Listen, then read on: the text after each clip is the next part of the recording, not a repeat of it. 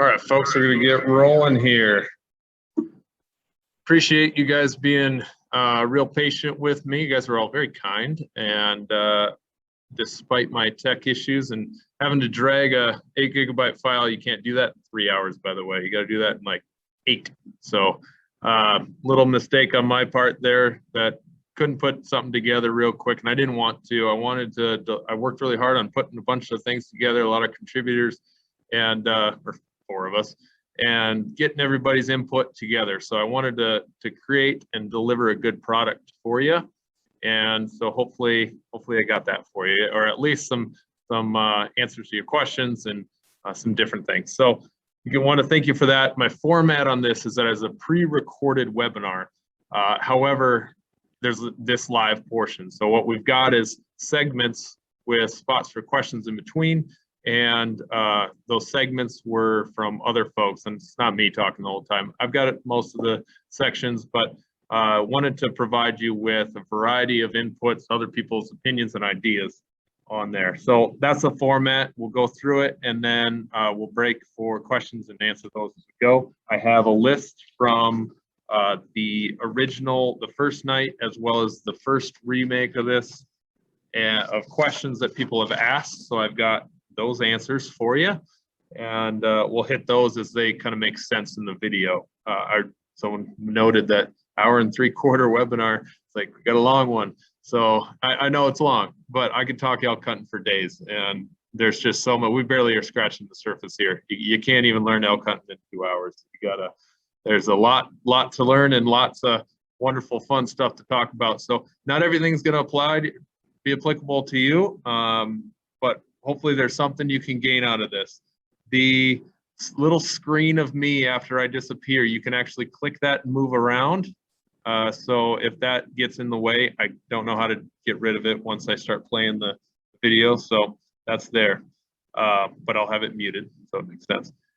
The outline for tonight, so you know what's coming, is I kind of start with a preparation unit or section talking about equipment. I've got an interview with one of the bow shop owners in town, doing basic gear dump and some text. If you're an archery hunter, you've got some stuff there. There's a couple of good tips on that, down to physical preparation.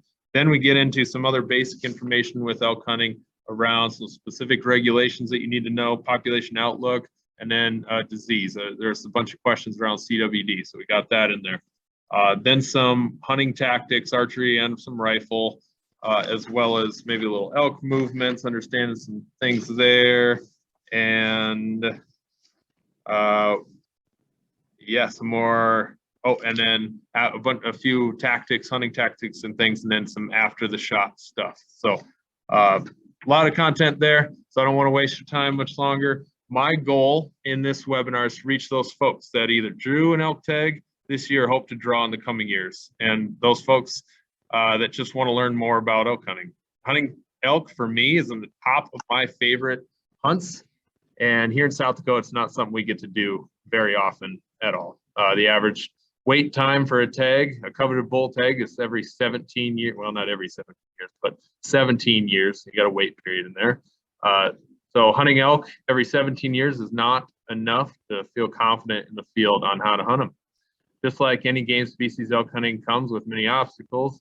It can be very frustrating at times. Every hunter has their own ideas and what works best based on the experiences they've had and the influences in their hunting career. Everyone in this panel of instructors has had experience elk hunting, and with it comes some different opinions and ideas. So take that with keep that in mind, that we all have different ideas and opinions, and that may be coming down to bugling versus cow calling. We all have our own ideas. What's the best? And it's like debating mechanicals versus broadheads. We're not going to do that. But these are some of my thoughts and things that I've learned, lessons elk hunting, as well as some of the biologists. They've got their inputs in here. So if you have questions, there's 2 ways you can do it, in the Q&A as well as the chat. And you can put those in there, and if I can't answer them, I will get the answer out there. I think one of those ways you can do it privately, so you could put your email address in there if you'd like me to, if I can't get you an answer, and I'll get it or direct you right to the person who can. So without any more, we don't need any more chatting. Let's get right to it.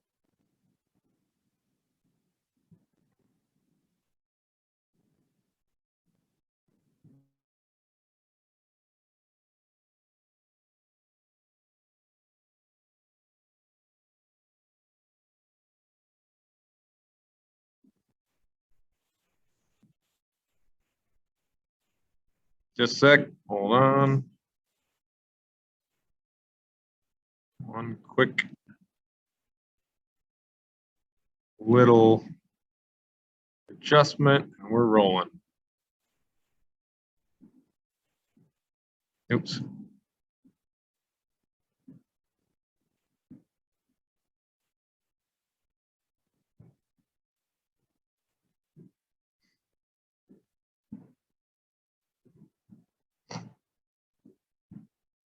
And here we go.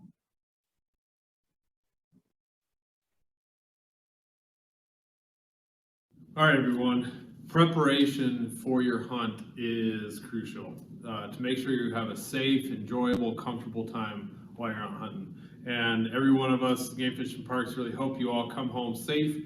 And that's starting with being prepared. Now, you do not need to go out and buy a whole bunch of new stuff. Nice, new, warm, tend to be expensive gear is nice, but not required. Definitely something not required.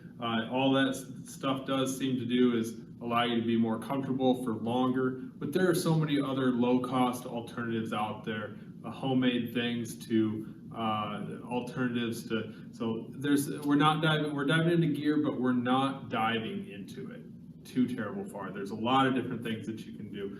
And like our section that we'll hit in the next little bit is on packing, but before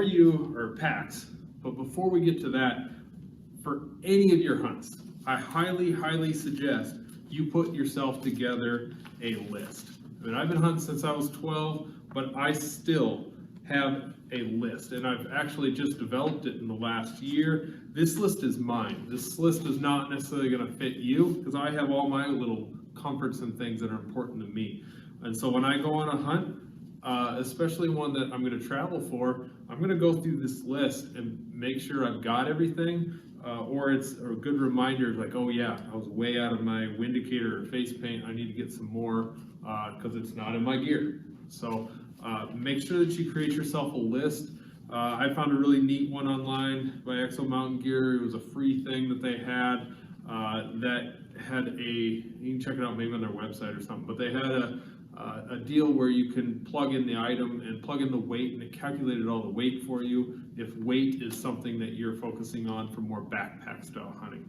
So what I highly encourage you to do is create this list. You can see mine's worn and missing pages, and I've got some of my food menu lists on here for high energy stuff to keep my caloric intake up. Now that's hitting another level of, you can see this one is a 1 to 8 day backpack hunt. So I definitely was focused on getting enough calories in, as well as 8 days worth of food was a weight thing to me. So we're not talking about food in this webinar, but if you have questions, reach out. I'd be glad to help you. So let's dive into some of this equipment. Gear is one of those fun things hunters like to talk about. And we have an example of a pack later on of a frame pack versus a typical frame pack versus some that's a little bit newer internal frame. And so this would be my 3 to 7 day, 8 day pack, a little bit bigger, allows the meat to sit in between the bag and the frame, cinches down really tight, and something that I'll even use for just a day pack. It only weighs like 5 pounds, so it's really comfortable. Another internal frame pack that I'll have for a lot of day hunts are something like this.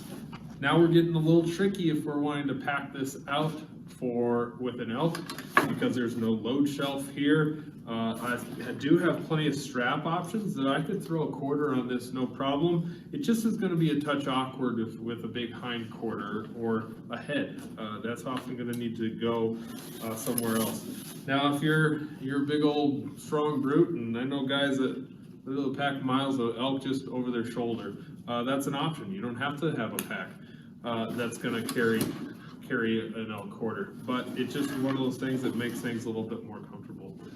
And then your typical little Black Hills Prairie day hunting pack is not necessarily something that's going to work that well for you. But again, if it comes down to it and you're packing out something a mile away, it'll work. I packed out an elk with this very pack, only a few hundred yards this last year, but it worked fine. I packed out a mule deer and a pronghorn all last year with this little pack.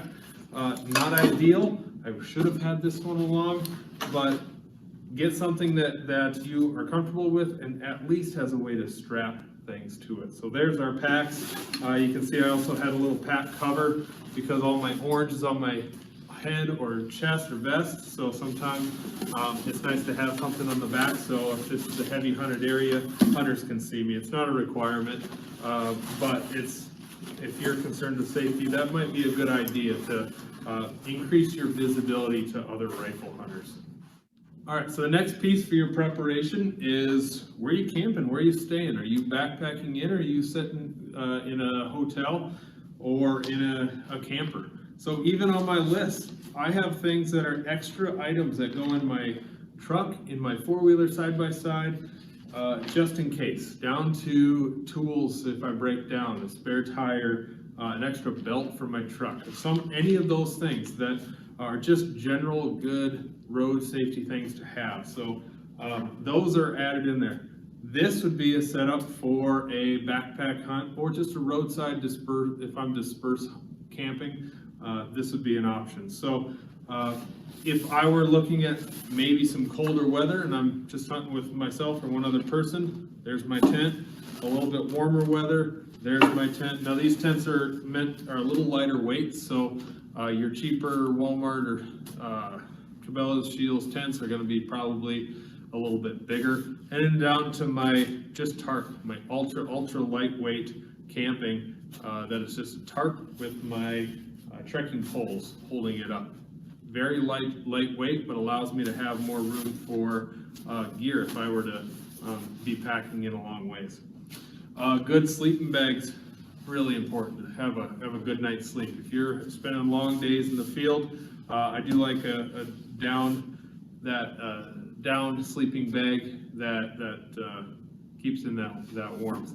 But here's a little tip that I found really helps me sleep really well.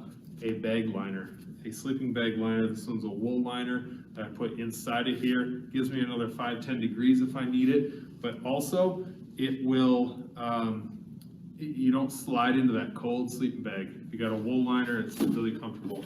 This is one of my comforts that helps me sleep a little bit better, is just a little blow wet pillow. So I've got a way to prop my head up. Other ways of doing that is filling up a dry bag, which I can't express the importance enough. Multiple dry bags to keep your things nice and dry. Again, these are items that are not a necessity. You can get by with a $20 tent or a hand-me-down tent that you've had, but this is what I use.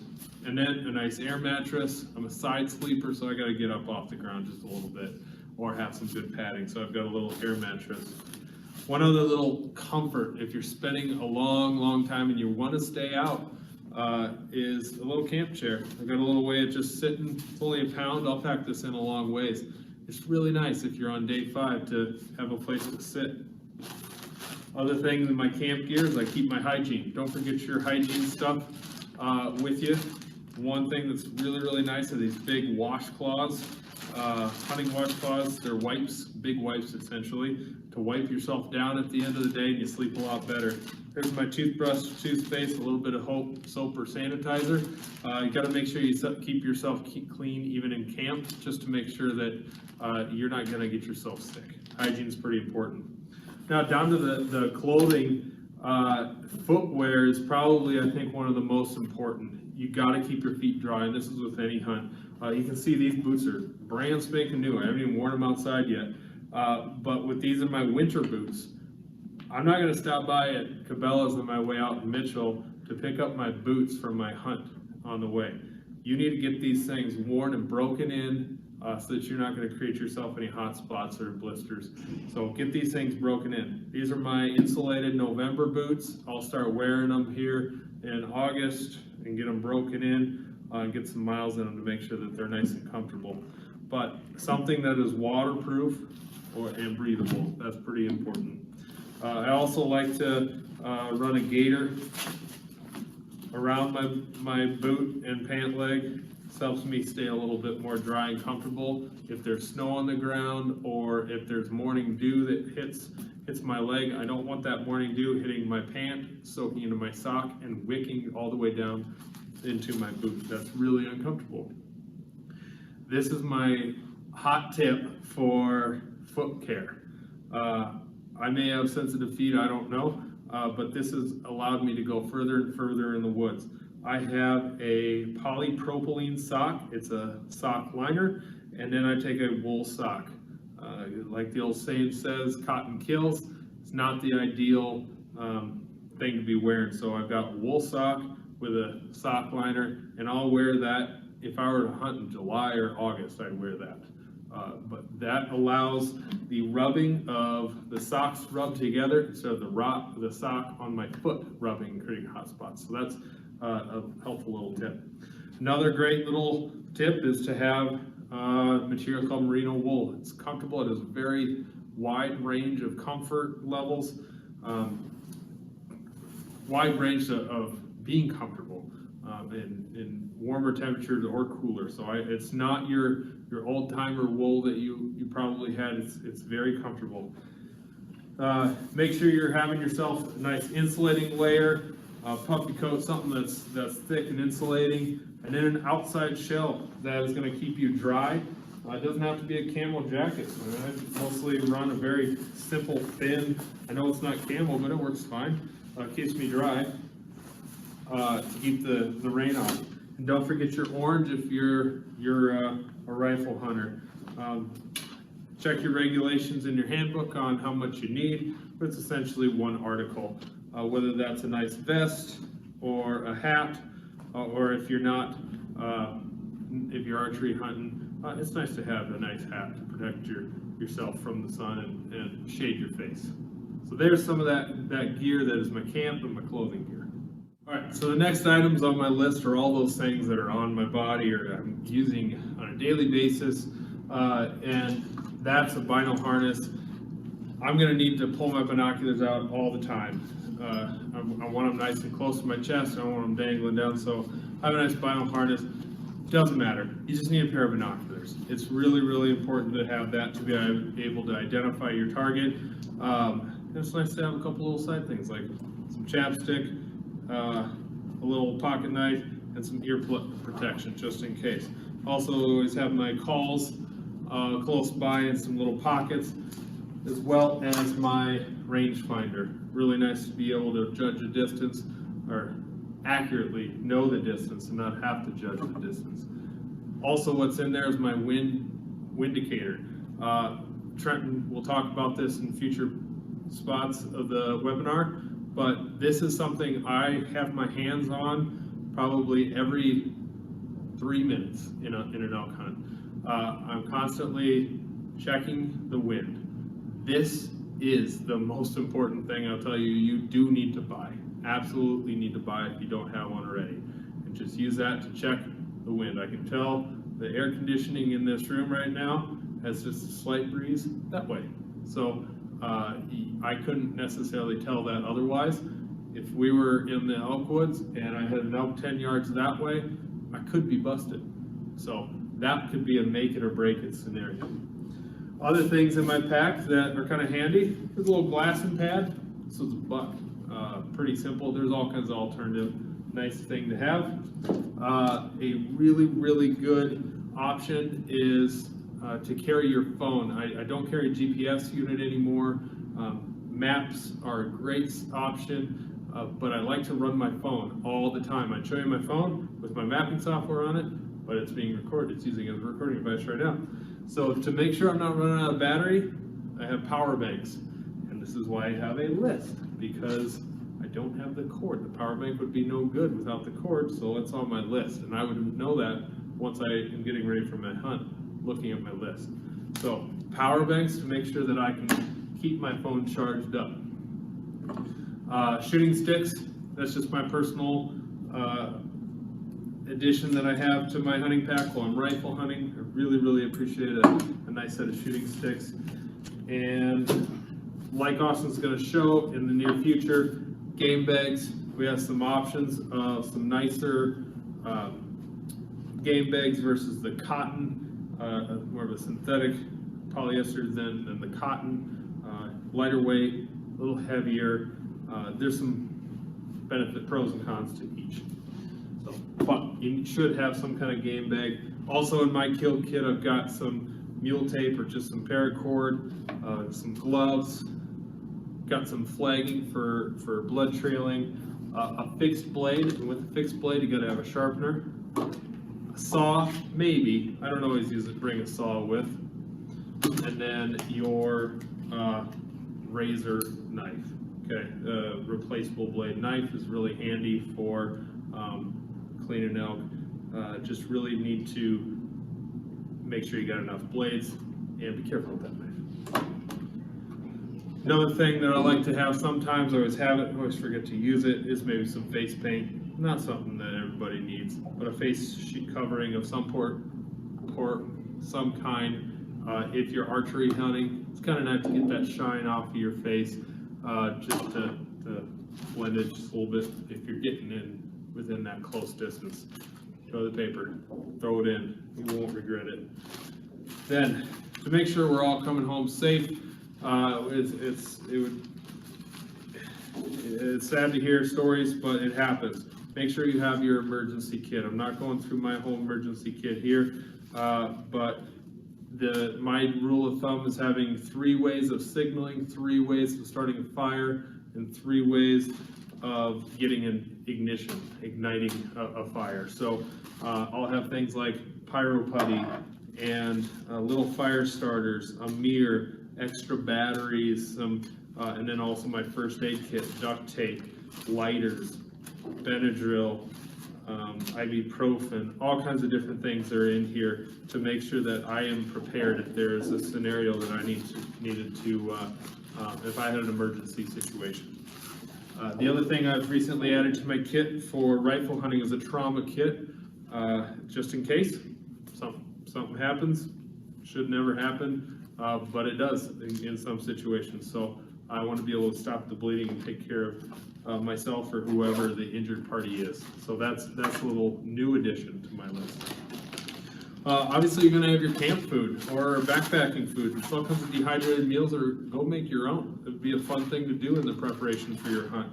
I also never ever go in the field without some sort of, it's not energy drinks, but they're pretty healthy. They're supplements, ways of going a little further. This allows me to replace some of the electrolytes and things that I'm losing that I can't get from just drinking water. So it really helps me go further, and it really does. And I'm not going to name brand names, but there's a ton of them out there that you can go and find different products. They're great to have. Again, all of this is typically in some sort of dry bag. Keep yourself dry. At my camp, along with my food, it's really nice if you got a camp set up and you're just like your car camping, have your stove and everything. But if you're backpacking or even on a day hunt, I'll bring my jet boil or a little cook stove of some sort. It's really nice to have a warm meal in the middle of the day, or coffee. Love having coffee in the middle of the day while I'm out and taking a break. Doesn't weigh too much, pretty small, boils water really quick.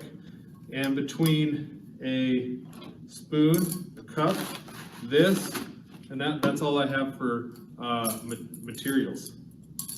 And I can cook anything, eat anything, drink anything with just those little things.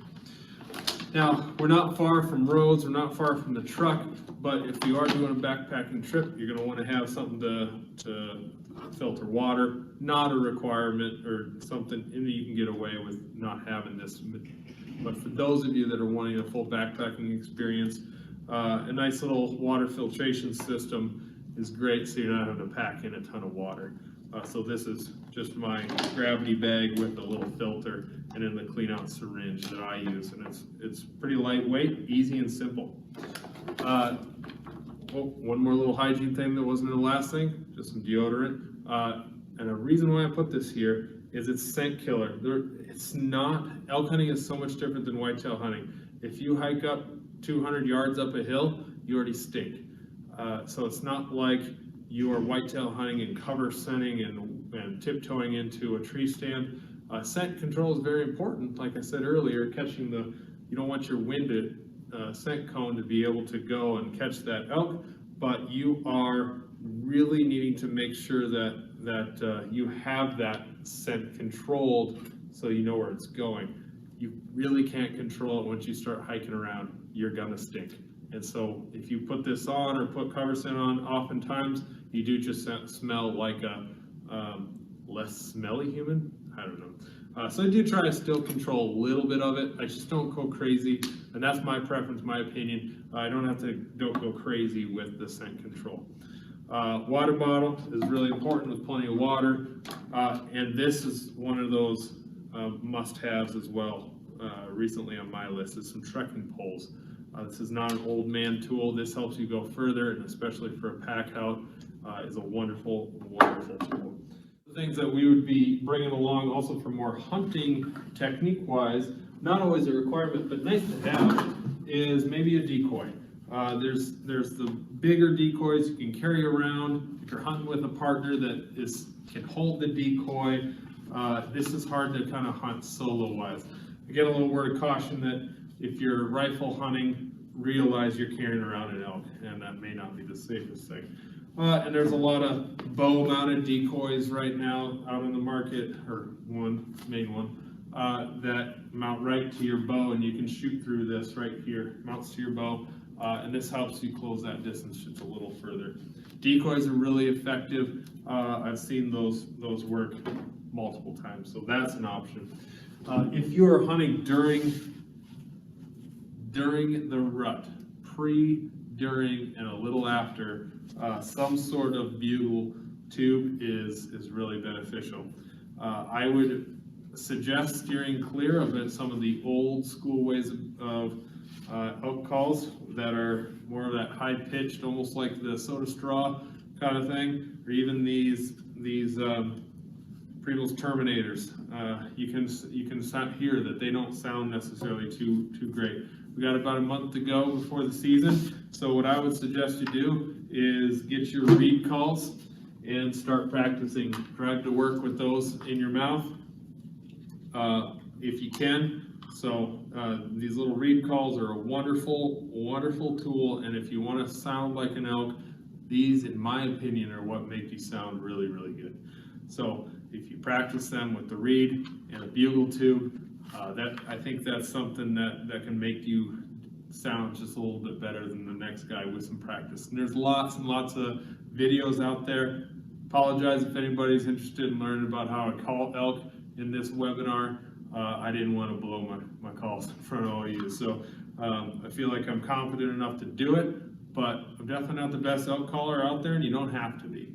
If you can make a few typical general elk sounds and you know what sounds you're making, you can be pretty effective. So nice bugle tube with some reeds, but if you really just cannot blow a reed call, then a little diaphragm call of some sort will work, and they will work.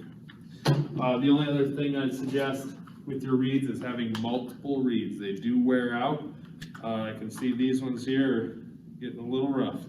But some of them, they do take a little bit to break in. Don't take a brand new call and go and think you're going to make the best sound in elk call out there. They got to be broke in. The last thing on this list is just a little bit of, if I'm hunting with during the rut or anytime, I'll throw a little elk urine or scent on my boots, maybe even on my pack, just to cover up a little bit more of that scent. And I guess I was wrong, not the last thing. But here's my cow calls. Here's my cow call. I have another cow call. It is a great option any time of the year to sound like elk. Like Trenton's going to say in the future here, in the next section, is that elk are loud. You don't need to be quiet necessarily. So sound like elk. Having multiple calls makes you sound like multiple elk. So it's okay to have an external reed call, an internal diaphragm, and then even little push button calls. They'll all work to make it sound like a different elk. So I like to have multiple of those, and I'll use those elk calls throughout any type of the season, any season. But that bugling is typically I leave towards in rut and pre-rut, post-rut hunts.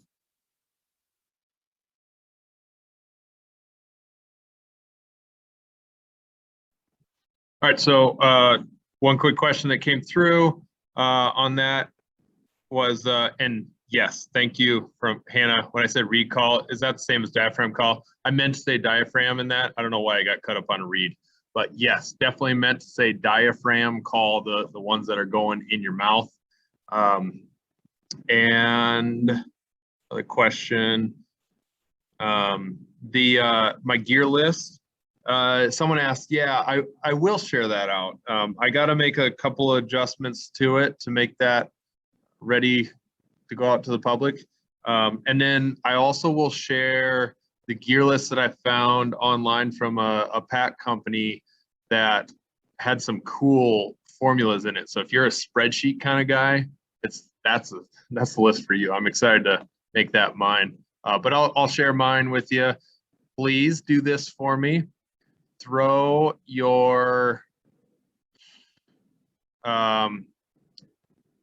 email address in the chat, but make sure it only goes to the host, which is me. Or you can send me an email asking for that. And my email address is in the chat. The other place that will be posted is in the, when I post this to YouTube, the whole webinar, it'll be in the notes below. Both those links will be there, and that will be on the South Dakota Game Fish and Parks Education YouTube channel. So without any other questions coming in right now, we'll keep going. Oh, and I apologize too for making such an emphasis on having to use a diaphragm call. I guess I let my opinion go a little too far in there, that I do like those diaphragm calls. I like the way they sound, but it's not where I started. And if you're just starting, and especially with it being August 10th already, learning to blow a reed call a diaphragm call could be a little challenging if you've never done one. But if you are a turkey caller and and you're used to that, then you actually probably could be pretty efficient at it pretty quick. So there's all kinds of really good videos out there. Look at the world champion call or whatever, and you'll find it doesn't take you long to dig into YouTube and find some good stuff. All right, we're here at Black Hills Archery with owner Alan Krause, talking about how to get prepared for your elk. Those of you that drew the archery tags, there's a few things that are touch different than going out deer hunting, and so we wanted to touch on just a couple little pieces to switch our systems from maybe a deer setup to those that really want to get a little closer to maybe a better elk setup. So right off the bat, what are a couple things that come to mind? And I know we could get a big old rabbit hole of. We could talk for a couple hours on this deal here, but I'm going to throw out just a few things that I see every year for guys that draw an elk tag or a gal that draws an elk tag that comes in. I see their equipment. You know, probably the biggest thing would be is light arrows. You know, a lot of these people, they're shooting antelope and deer. They're running regular 6.5s, average from 300 grains to 390 probably, and this regular 400, 340. Just a normal common arrow. Not a lot of kinetic energy there, okay? A lot of times when we see the elk, I like to see people shift up into a little bit heavier arrow, like maybe even, and a little thinner diameter. The thinner diameter lets it penetrate a little bit better as well. You know, we have some 4mm and some 5mm. All these arrows, whether it be a full metal jacket or the carbon, are anywhere in that 450 to 500 grains. So it really amps up your kinetic energy. And then the other thing I see a lot of times, Clint, is choice of broadheads. Like say a young man draws a tag or a gal draws a tag, they come in running a little lighter arrow, they're running like a mechanical broadhead. Well, with these bigger critters, not only do you have to open that mechanical, but you got to keep driving it. You got to get to both lungs, and I see penetration always being an issue with those. So I usually try to steer the younger kids, the gals that aren't pulling a ton of weight, short draw lengths like myself. I mean, Clint has a huge advantage with long draw length. I'm only a 27, so I like to push that into a fixed blade. Okay, slick tricks, whack-ems, not a big cutting fixed blade, but a little smaller. It's all about getting both lungs. You got to get both lungs on these big critters. Bigger guys like you running a little bit heavier arrow mechanicals, they do well. I usually try to push a smaller cutting mechanical, like 1.5 inches versus the big 2 inches and over 2 inches, because the key is, like me personally, I like holes out both sides, more blood on the ground. So those 1.5 inches, rear deployed, not the front opening style. Two of the probably the biggest things that I see every year, you know. Okay. So arrow selection, getting a heavier arrow and broadhead that's going to be able to Accommodate it. Yeah, absolutely. That 400 grain to 450, even pushing closer to 5. All these pretty much end up there anyway. Good solid arrow, good kinetic energy. Yeah. And with that, changing arrows, obviously, changing anything in your system, obviously got to spend a little time with the range to dial in. Heavier arrow is going to have a little more of an arc to it. It so is. Spend some time on that. Bow setup is, and I know what our hunting handbook says for legal poundage and everything, but do you see guys coming in here a little low and need to work up to higher poundage, or Probably what I see more than anything, a few years back we dropped that weight down quite a bit to where it's really not been an issue now. Okay. What I see is people, believe it or not, pulling too much. They think, I tell everybody, just be comfortable. Accuracy is what kills. Accuracy, putting the arrow in the right spot kills things. But guys, they draw their elk tag, they think they got to be pulling 70, 75 pounds. Well, you don't need to do that. The bows of today, they produce anything we need and more. It's all about practicing, know your bow, know your equipment, putting the arrow in the right spot, and then always knowing how that animal is in the field facing, quartering to. Those big animals are sometimes hard to tell. So bottom line is a lot of practice and knowing broadside's the best, get both lungs, and you'll have a short recovery. Right. So like on a deer, we can sometimes puncture that shoulder blade. On an elk, go into the shoulder. Mm-hmm. It's a little much. You might be able to clip the very back of it, but you're not going to go much further into it. It's going to stop your arrow. Right. So really try to focus on putting that arrow right in the lungs. Don't worry about the heart. Play the easy shot and get both lungs. Good to go. So you're located out here in Rapid City, so if this is where majority of the elk hunters are. And all you guys, gals, everybody that drew, congratulations to each and every one of you. Every person that comes to the door with the elk tag, usually there's a little different scenario for all of us. Draw length, draw away, what we can do, what we can't do, what we can pull. I'm a phone call away. Give me a call anytime, and or stop in and let's work together, get it figured out. We're here to help you be successful in the field. So, all right, appreciate your time. Absolutely. All right, guys. So we got about a month to go or so, and the next portion to being prepared for your hunt is physical preparedness. You can buy all the gear you want, but if you're 50 pounds overweight, it's like carrying an extra 50 pounds. A month is not a lot of time to lose any weight. So maybe weight loss is off the table for this year, but you can still do some things to prepare physical wise to make sure, again, that you come home safe. You may be stubborn as a mule and push through a lot of pain and suffering, but if your heart is not conditioned and you go hiking up and push it too hard, you could be asking for trouble. So it's really important to get some physical activity in, and I would not leave physical preparation off of this webinar. I got my pack on. This has a sandbag in it, just 25 pounds is all this pack is, but this is a start.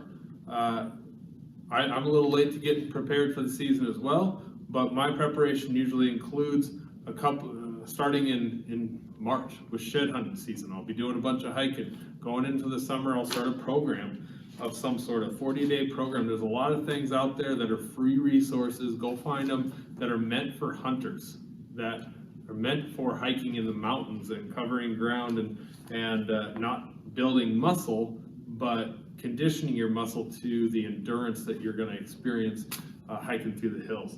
So simple things that you can do is go for walks with a weighted pack. A very, very important and neglected area, as we all know, is your core.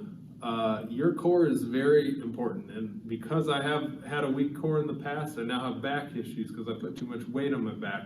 So strengthen your core through some core work, ab work, any of that sort of thing to strengthen that midsection. That is probably the most important. Next would be your lungs and your legs. Get that lung capacity up by just doing something to raise your heart rate every day. Whether that's a fast walk or a run. Another great option would be with the pack. You can build something in your garage or take a bin of some sort and just start doing some box step overs. Simple as that. You do 100 of those and you're gonna feel it. And if that's something where you can't climb a mountain because you live in Sioux Falls or Brookings or something like that, you can use this. So if you do live in a hilly area, go climb up the hill and put a pack on, throw some weight, and start doing that. Maybe put a little resistance behind you. I've done things like put a tire behind me and drug it down my driveway. I look a little silly, but you know what? I was in a really, really great shape that season. Got to make sure you're doing something for your shoulders, and it's just going to help you if you're shooting your bow or hiking even with your trekking poles. Make sure you're in shape. That's an often neglected thing because it's the hardest part of your preparation. But I'll tell you what, do something to get yourself in shape and you won't regret it.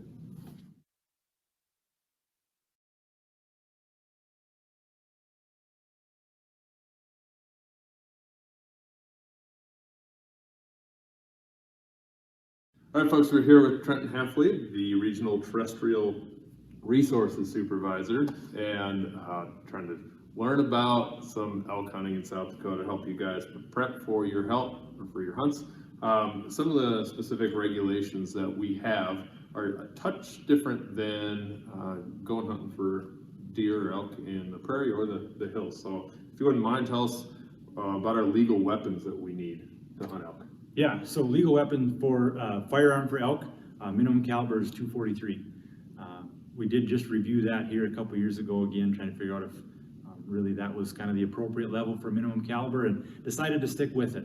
Now I will tell you that .243 is a pretty small center fire caliber to be shooting an elk. I do know folks that have successfully harvested elk with a .243, but if you are going to use a .243 or even a .270, make sure you're shooting a heavy quality bullet that's going to penetrate either through a rib or, really you can't count on going through a shoulder with a .243 or a .270.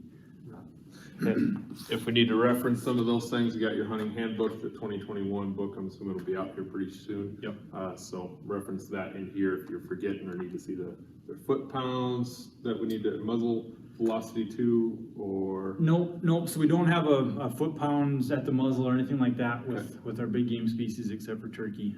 So elk, as long as you've got a .243, you're good to go. Okay. And then off road travel and retrieval, there's some things with that. Help us navigate that. Yeah, so the best word of advice I have is check with the Forest Service. They're the entity that regulates off-road vehicle travel, so you want to make sure that you're following their rules and regulations. That being said, if you have what's called the Motor Vehicle Use Map, it's a big white trifold map. It's free, available at any Forest Service office. That does a pretty good job at depicting where you can travel off-road and where you can't. Most places in the Black Hills will have what they call dispersed camping. So you can travel up to 100 feet off of a road to set up a campsite. And then there are places where you can, if you're able, obviously with the beetle kill that we have in the woods right now, it's sometimes difficult to drive a truck around, but you can actually drive from a road in an elk retrieval zone, a straight line distance to your elk, load it into your truck, and come back out. So it does pay to check where you're at, because that would actually be pretty handy to be able to just drive up to your elk rather than have to break it down. Right. And we get a lot of calls here asking Forest Service questions. I noticed, so make sure you're checking with them. That's like Trenton said, that's an important thing.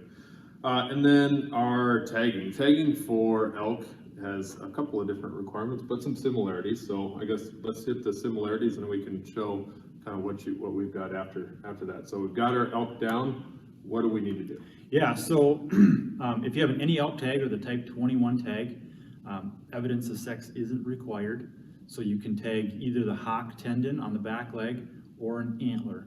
And there's no requirement on leaving an evidence of sex on a cord or anything like that as you pack it out.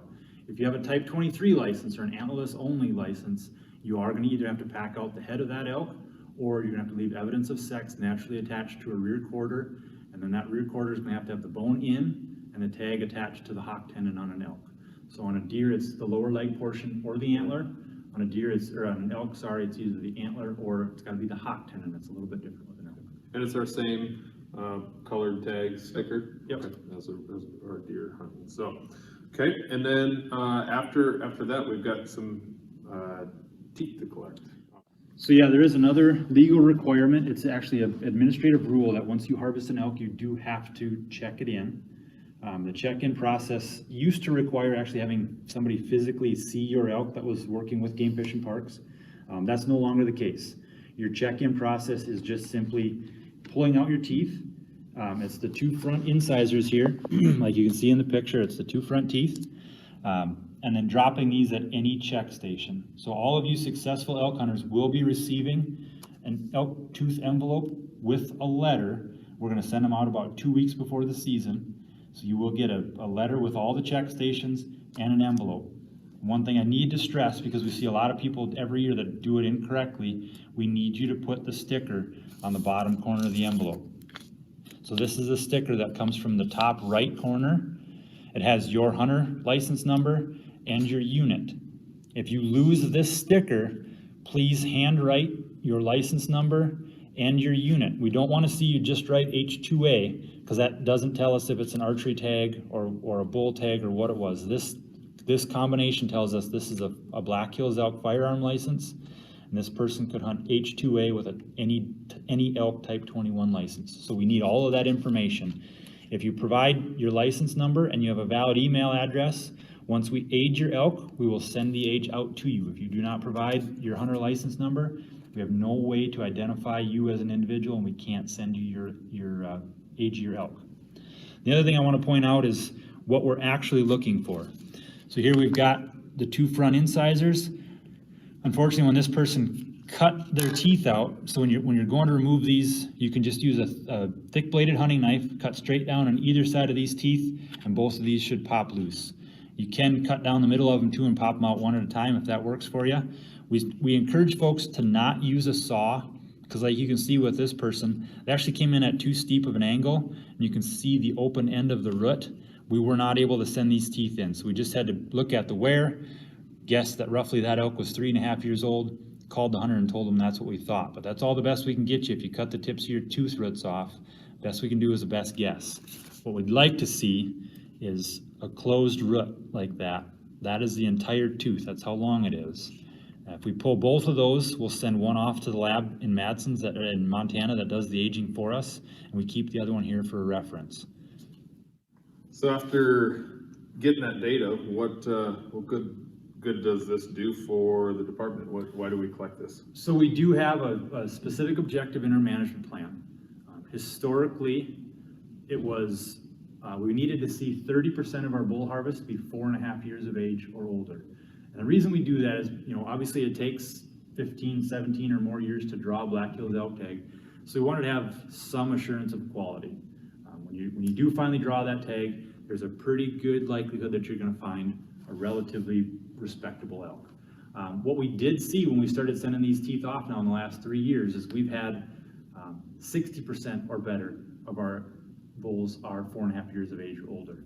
Okay. So when we revised our management plan this year, we said, do we want to start issuing a whole bunch more licenses and drive that down to the 30% objective? Or do we think we're at a pretty good spot? Maybe we should bump that objective up. So that's actually what we decided to do. The new objective is 60% of our bull elk harvest needs to be 4.5 years of age or older. So that's, when you look at that, that's a pretty good chunk of our elk are 4.5 years of age or older. Which, when we were chatting before, is a nice bull. Yeah. Potentially nice bull. Yep. Age doesn't necessarily determine class, but potentially some nice bulls, and one that we'd be all proud of if antler size was important. Absolutely. Yeah, we just anecdotally, we did get our hands on a couple of these elk this year, and we were able to Boone and Crockett score them here just at our office. None of us are official measurers, but we can read the rules and regs just like everybody else. So we threw a tape to a couple of them. We had a 4.5-year-old inch bull that scored 273, and we had a 4.5-year-old bull off the prairie that scored 413. So wow, pretty wide range of 4.5-year-old elk. What we do see is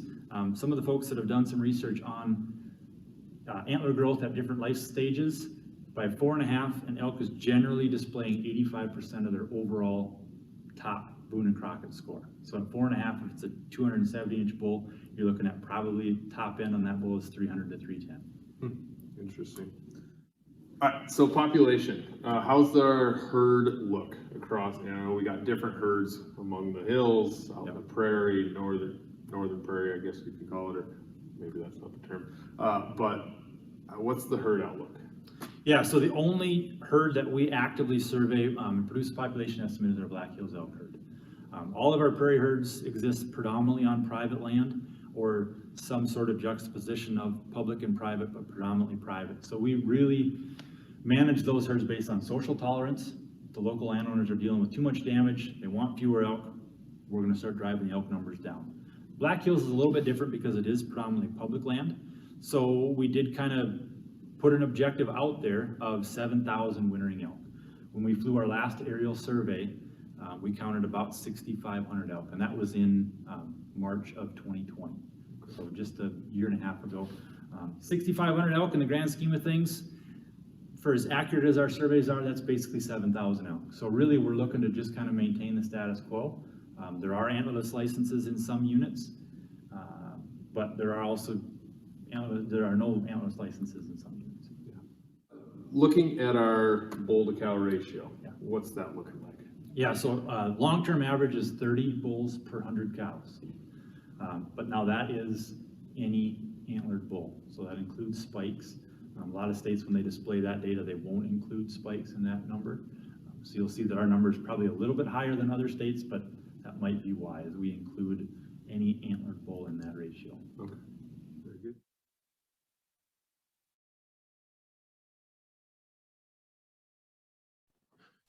All right, so I do have some questions I know that came in, and this is where a bunch of questions I had prior to this wanted to go over. So first off, at the ones here in the chat and the Q&A,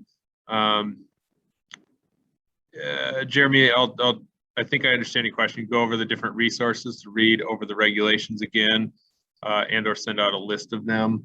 The paper that comes with your tag, just like your deer tags and everything, that is going to have a lot.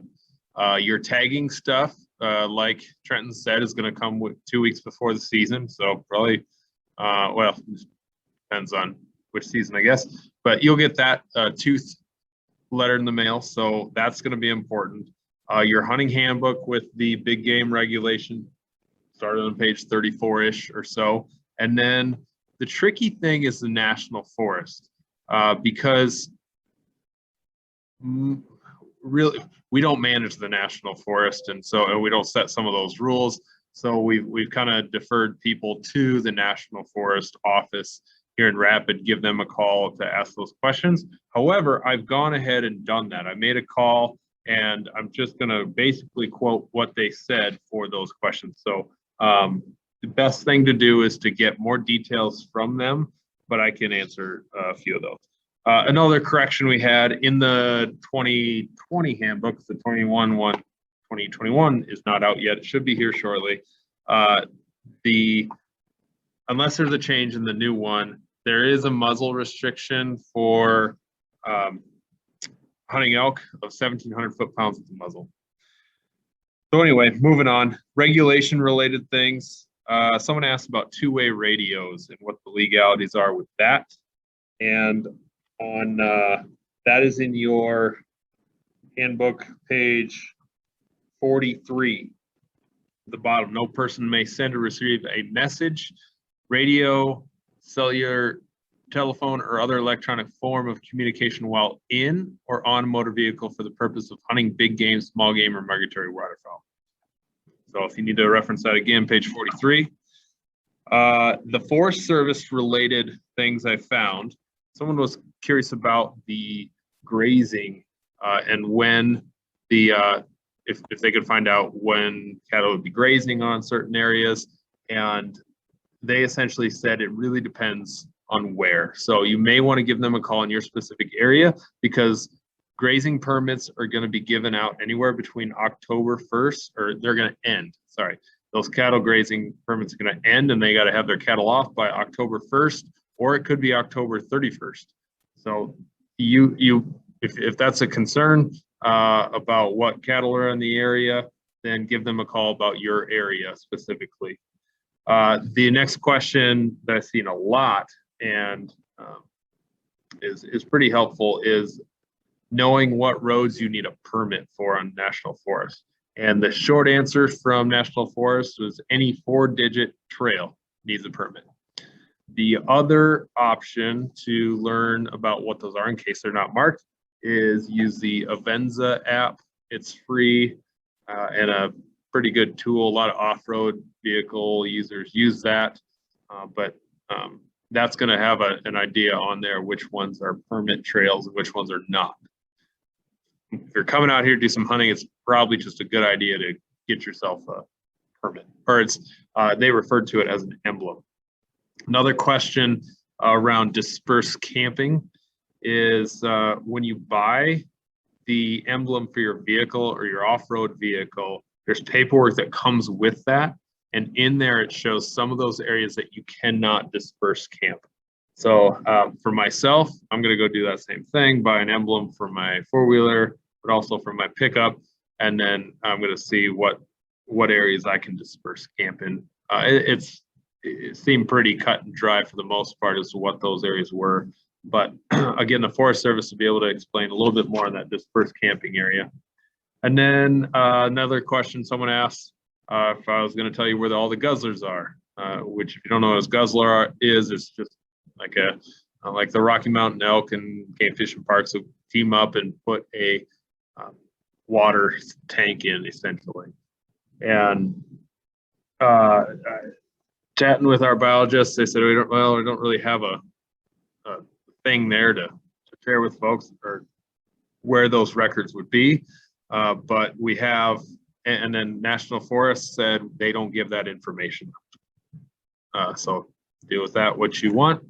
And then someone else asked about locker plants in the area.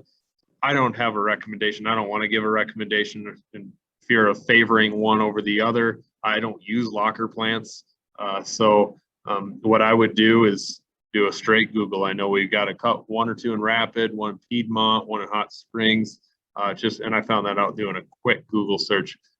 What I would do is maybe start asking around, not to anyone at GFP, but ask other hunters, ask questions on social media, ask wherever, other guys that have elk hunted. That's going to be your best bet to get the word of mouth of who does a good job handling their game meat and getting theirs back. So those are the regulation questions I had. Checking to see if there's another one in there at all. Okay, good to go. Hey everyone, we're here with Steve Griffin. Have him introduce yourself. Hi everybody, I'm Steve Griffin. I'm a wildlife biologist here in the Rapid City Regional Office. I work on big game species, mountain lion, elk, deer, pronghorn. And I do a lot of the disease issues, handle a lot of the disease issues out here in the western part of the state. So in regards to elk hunting, deer hunting and just mainly the western side of the state, but there are some concerns that people have had around some different diseases. Chronic wasting disease, or otherwise known as CWD, is a bit of a concern for some people and not so much for others. So can you tell us a little bit about what CWD is? So chronic wasting disease, or CWD, is a brain disorder that affects cervids. And in South Dakota, that would be our deer, mule deer, whitetail, and our elk, and potentially occasional moose that might wander through. It basically affects the animal by they'll lose body condition, they'll just waste away, as the disease says. You know, you'll find them salivating heavily, droopy head, droopy ears, in the late stages. Now, when I say late stages, you're going to see the effects of the disease. It does not mean it's CWD, but the thing that's most important is that most of the time, a person does not know an animal has CWD until it is tested for confirmation. So what are some of the precautions or steps that hunters can take, especially elk hunters, when they're on their hunt? Well, first of all, I want to state that CWD is not known to affect humans. It's a cervid disease. It's one of many transmissible spongiform encephalopathies that are prevalent in, I shouldn't say prevalent, that are available or in different species. Scrapie in sheep, mad cow disease in cattle. Creutzfeldt-Jakob's disease is the human form of a TSE. So there is no evidence that CWD is transmissible to humans. I want to state that as a fact right now. People, hunters, some folks have concerns that there potentially could be a species jump from deer, elk into the humans, and that's why people are concerned about it. And we have a situation to rectify that by getting your animal tested if you harvest something. So what do they need to do after the hunt to get that tested? So currently the game fish and parks, we're not really looking for elk samples. And we're looking for deer samples in certain areas, but we'll stick to elk. Generally in the Black Hills or out on the prairie near the western side of the state. If you want your animal tested for chronic wasting disease, we will have a station set up here at the Rapid City Outdoor Campus for you to drop off the head of your animal or a sample. And as always, please call. We're always available to set up an appointment to pull a sample for you, and we will send those samples in free of charge if you want your animal tested for the disease. So if that's a buck or a bull that they want to keep the head, how would they set an appointment up to pull Absolutely. If it's a cow that you want tested, it's easy. We'll have a station set up, you cut the head off, tag it, throw it in the barrel, and we'll get it taken care of. If it's a bull, there's a couple situations we want. Hopefully you get a really big bull and it's a true trophy for you, and you're gonna mount it. Take it to your taxidermist, have them cape it off. They can V-cut the antlers off just like any whitetail or anything like that, and then bring the head to us that has been caped off, and we can get a sample from it. If you're going to do a European mount, which is becoming very popular on trophy animals, then do not clean any of the skull off until we get our sample pulled, and then you can have that back. Again, we'll set up an appointment, get the sample pulled, you can have the animal back, and you can take it back to your taxidermist or do it yourself or whatever. But we need to get that sample pulled before you remove any tissue, so we know we're getting the correct tissue. And there's a couple new regulations this year, some things that we need to be aware of to make sure we're not doing something wrong and staying within our legal limits. So can you explain kind of what that entails? So a couple years ago, we came up with an action plan in South Dakota. And one of the portions of the action plan was to try to slow or stop the artificial human spread of the disease. And that includes the disease in carcass parts and things like that. So 2 years ago, we had a regulation where you couldn't remove an animal from an endemic area without throwing it away. That was really confusing for hunters.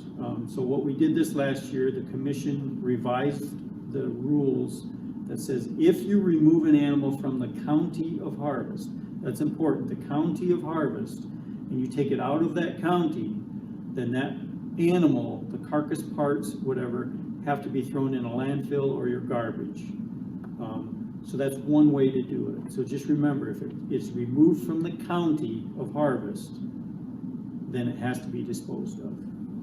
And I saw on Game Fish Park's website, we have a maps thing that show approved landfills that'll accept that, so you can go find those landfills or. Yes, and there are some caveats to this. If you, and let's just use an example. If you harvest an elk in the Black Hills in Custer County, and you live in Rapid City in Pennington County, if you bring that animal whole back to your home or to a processor or a taxidermist, then that animal has to be disposed of. Just the carcass parts. Obviously, we want you to enjoy the animal. If you harvest it in Custer County and you debone it in the field with the Gutless Method or whatever, and you leave the carcass parts out in the field, you're good to go. If you debone it, you're fine. If you bring the leg bones and stuff, quarter it and bring it back, then those leg bones have to be removed. If you live in Custer County, if you live in Custer and you harvest it in Custer County, I should say, then you don't have to worry about it because it's staying within that county of where it's harvested. So there are some stuff there. A couple other parts of the rule is if it goes to a taxidermist, any part that goes to the taxidermist has to dispose of those parts. If it goes to a processor, the processor has to dispose of the carcass parts that they're not using. So I would recommend that you go to our website, Gamefish website, and just type in CWD in the search, and you'll find all kinds of information about CWD in general, and you can look up the new rules. All right. Well, hopefully you guys are successful with your hunt. Elk is a wonderful, wonderful table fare, and something that we just wanted to make sure you understood a little bit about CWD. Absolutely. And don't be afraid to call us here at the Rapid office if you have questions. We're glad to answer them. All right, so we've drawn our tag and we're getting all excited for our hunt, trying to do some research, and predominantly, since we're talking hills elk mainly, prairie elk going to be just quite a bit different. Access and everything is what you're saying there on predominantly private land, so things are a little different there. But speaking to hills elk, how are we narrowing down where we go? These units are large. There's a lot of places to go, and just the first pull off outside of Rapid probably isn't the best option. Right. So how were we narrowing down, just and based off of your experience with elk hunting personally, but also someone that works in the field and works with these animals, what have you seen? How do we narrow this down? So scouting ahead of time always is good, especially if you have a firearm tag. The month of September is a really good month to be in the woods because elk are talking. We do ask though that you keep in mind there are several hundred guys who also probably drew a essentially once in a lifetime archery elk tag, so try not to bump those guys off of their elk if they're working hard on a bull. But you did hit on one thing, Clint, and that was the nearest pull off. So we see a lot of people fall into the temptation to just keep driving. There's a ton of roads in the Black Hills. Don't do that. The worst way to find elk is to drive around and try and find elk because you are not going to find them. I know it's frustrating to think like you're stopping, and as soon as you walk away from the road that you just are walking away from, you're just getting closer to the next one. But those elk know where the spots are where they can be away from roads. So you have to get out of your vehicle. If you're going to archery, or if you have an archery tag, I would suggest using that first week of September to scout. You probably can do some pretty good work hunting, but elk are going to be shifting pretty significantly from their summer patterns to their rut patterns. So you'll find big groups of cows. Generally speaking, those big groups of cows are where the bulls are going to come to. So if you know where there's a big group of cows in late August or early September, that's where you're going to want to be from September 10th to the 20th. Now, if you've got a firearm tag, either plan on being here for the first 2 days or plan on hunting for a really long time. What we see is that these elk, even though they don't get hunted all that much, they're pretty smart. When they hear the rifle start cracking, they go tight-lipped pretty quickly. So scout the last couple days of September, try and figure out where there's a couple of elk working. They're going to be really vocal, and then try and be there the first day or two of the season, because they are going to get some pressure, and they are going to change their patterns, and they are going to move around. By the 7th, 8th, 9th of October, if you haven't filled your tag, you're going to have to totally shift your focus. bulls are gonna be pulling off of cows, and they're just like whitetails that everybody's comfortable or common, what am I trying to say? Just like everybody is more comfortable with, they're gonna group back up into bachelor groups. They're gonna go off to some place where they're not bothered. They're gonna try and recoup their body weight losses from the rut. So find out of the way thick places, and you're gonna have to walk. Which is what makes elk hunting a lot of fun, is Right. getting away. I mean, I saw a couple of nice bucks in the drive-in today. Probably not gonna see some nice bulls driving in that same drive. No, a little tougher. Yeah, elk are pretty sensitive to human pressure. Generally, we don't see elk in town. You know, Estes Park is a really popular tourist attraction. They've got herds of elk walking right through town. That doesn't happen in the Black Hills. Yeah. Elk have places to go where they're away from people, and they like to use those spots. And some of these units, even within the hills area, are there's some heavy private. How are landowners receptive to knocking on doors? And is that a common question you get with connecting with landowners? Speak to that a little bit. Yeah, you bet. So a lot of our units are predominantly public land. So if you want to get permission, you sure can. But for the most part, you don't have to. One thing to keep in mind though is a lot of the private land is meadows or bottoms with water. We are going through a little bit of a drought this year, so water is going to be a hot commodity. Any available forage, if a landowner goes in and hays off their field and they've got some nice green regrowth, elk are going to hit that pretty hard, especially in September. So in the Black Hills, private land has to be posted to keep somebody off of it. So that's different than the rest of the state. So if it's not posted, you can technically just go out there and hunt. We would ask though that it does go a long ways for landowner relations if you do try and contact that landowner ahead of time. The one unit that tends to be a little bit more of an issue than others is Unit 3. When you look at a map, that's actually about 50-50 or even 60-40 public or private and public.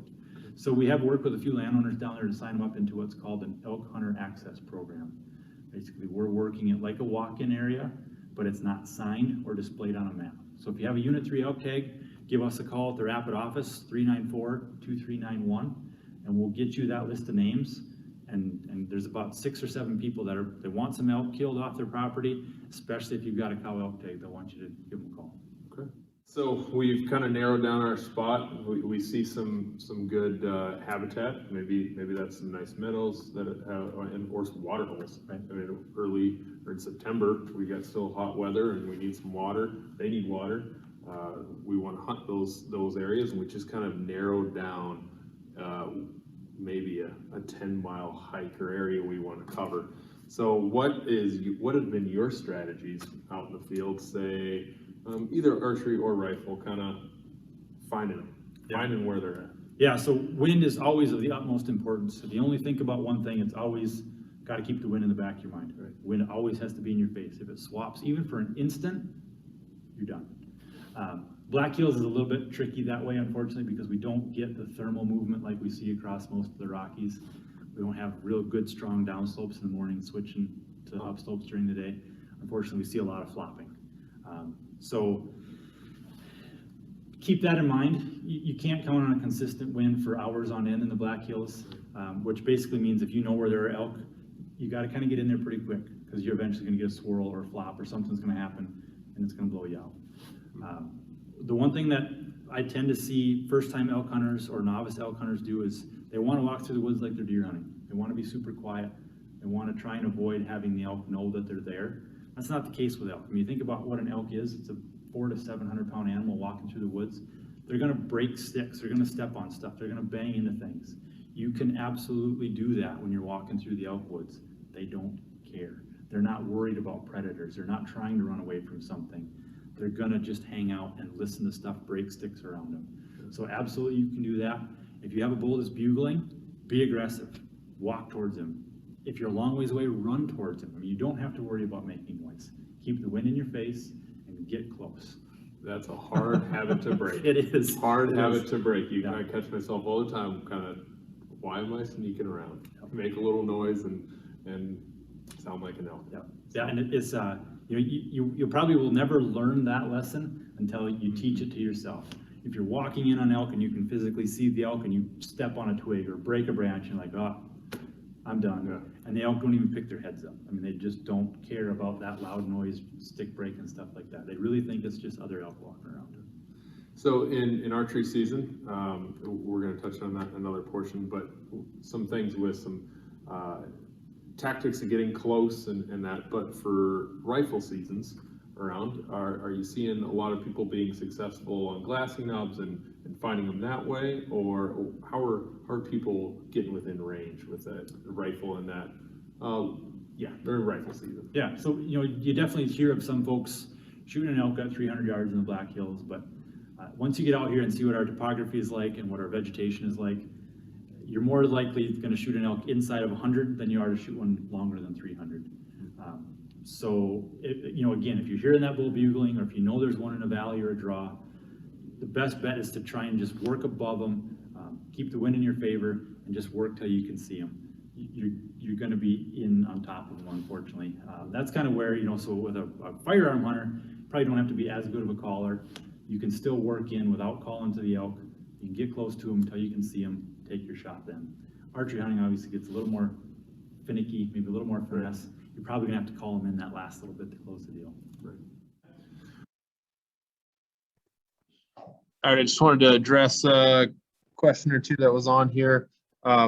The referring to the chronic wasting disease, no, it is not a requirement to have your elk tested. The big thing is just the transportation. So there's that. And then also another resource for getting the Forest Service regulations and the Elk Retrieval Zone. To see that Elk Retrieval Zone is really a limited area in the hills. There's 2 maps, and you can get them at the National Forest Office. And if you're not in this part of the state, give them a call and see how you can get one. I'm not sure. So on that map, you will see these elk retrieval zones, and it explains right on the edge of that map what that means and where you can get that. The H9 unit for permission. So I did reach out to Trenton as well as another biologist and asked about access. So on H9 and H4 access, those are predominantly private units. Give them a call first. Trenton says here, or he said prior, to give them a call and see what if they have any landowners that could help. And but in applying for those units, you could see that it is predominantly private. So you're going to need to do a little groundwork. Knock on some doors and or do some scouting online, and I'm going to show you how to do that here in a minute. I've heard an effective way of getting permission is writing letters. I'm going to try it, see how that goes. But start chatting with people. If you have a bull tag in one of those H9, H4, I would really highly suggest a trip out here in the next, however long you got before the season, and do that exact thing. Scout out some spots, drop some waypoints online, and then, or look at your maps and look at some different pieces of property, and then go knock on those doors. What the biologist told me, which I thought was really interesting, said that you're going to get some yeses, you're going to get some nos, and you're going to get some yeses with conditions. There is some folks that they actually may want to put you through a proficiency test or a trespass fee or something. Who knows? I'll be prepared for that. But just be kind to people. I knocked on a door a couple days ago, and I couldn't even finish my sentence before I got a absolutely not. So I thanked the man for his time and said, "That's your right. Appreciate it. Thanks. Sorry to bug you." So we move on to the next spot. So that's what I would do. Is you've got some work to do to try and find your spot, place to hunt. But one thing you could do is chat with some of these folks on this call. Just call our Rapid City office and ask for someone to talk about hunting elk in H9 or H4. See if they can't help you out. Like Trenton said, he's willing to help. Next question: is it important to call for cows as it is bulls? Yes, no. I don't think it is, but this is totally my opinion. Also, Maybe I retract that statement. I'm going to say yes. Yes, it is. For the fact of when I'm just still hunting, walking through elk country and I'm elk hunting, I blow on my call occasionally, just a simple little cow call, so that when I do get to an area where I would normally maybe bump those elk, instead I actually get within range and they're not blowing out of there. So that's my cover sound. Yes, I've got some crunching and breaking and stepping and whatever else, just like Trenton said, but I'm also making that verbal noise of a cow. Maybe I sound like a lost calf. Making that noise can really cover up and make you sound more like elk, so that when you get within view of them, or you're able to approach kind of the area they're at a little bit more calmly, then they're gonna maybe just be a little bit more calm. So I definitely would have a cow call. I would have something. Every elk hunter, I think, should have a call, whether that's just a cow call or if you're during the rut and looking to bugle. So I think, in my opinion, that's just my opinion, I would say yes, you should have a cow call.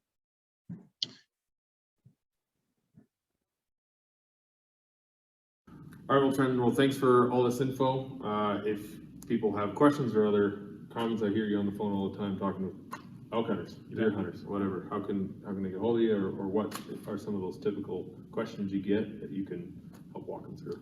Yeah, I mean, a lot of stuff honestly is, this is my unit, I've never been there before, can you point me in the right direction? And absolutely we'll do that. We understand it takes 17 or more years to draw these licenses. We want people to be successful. We expect 80% or better on an elk tag. So give us a call. Again, call the Rapid City Regional Office, 394-2391. Ask for a biologist, ask for a game warden. We're all more than willing to help you out. The only thing we won't do probably is go out there and hunt with you. We do have jobs. So. Yep. Well, thanks for your time. All right, you bet.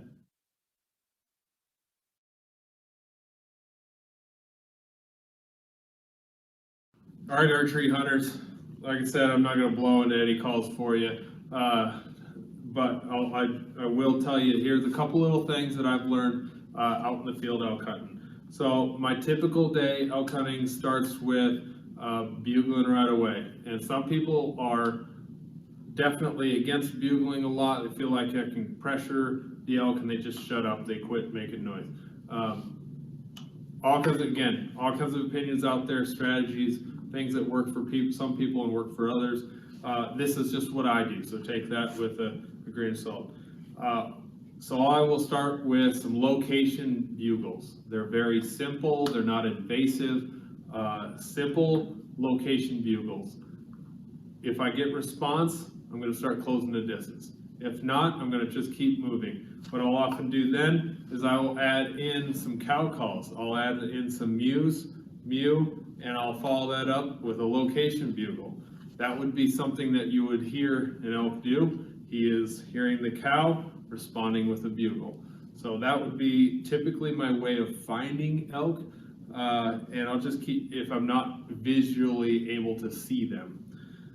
Next thing that I like to do is, once I've located them, there's a couple of options. I hope I don't screw it up, but I will either really talk to the bull with this, and my idea is to really make him mad, and to get him to come in a little closer. A younger bull, if you're trying to make him mad, he might actually ditch out and leave because he doesn't want to get in a fight. So there you're weighing your options.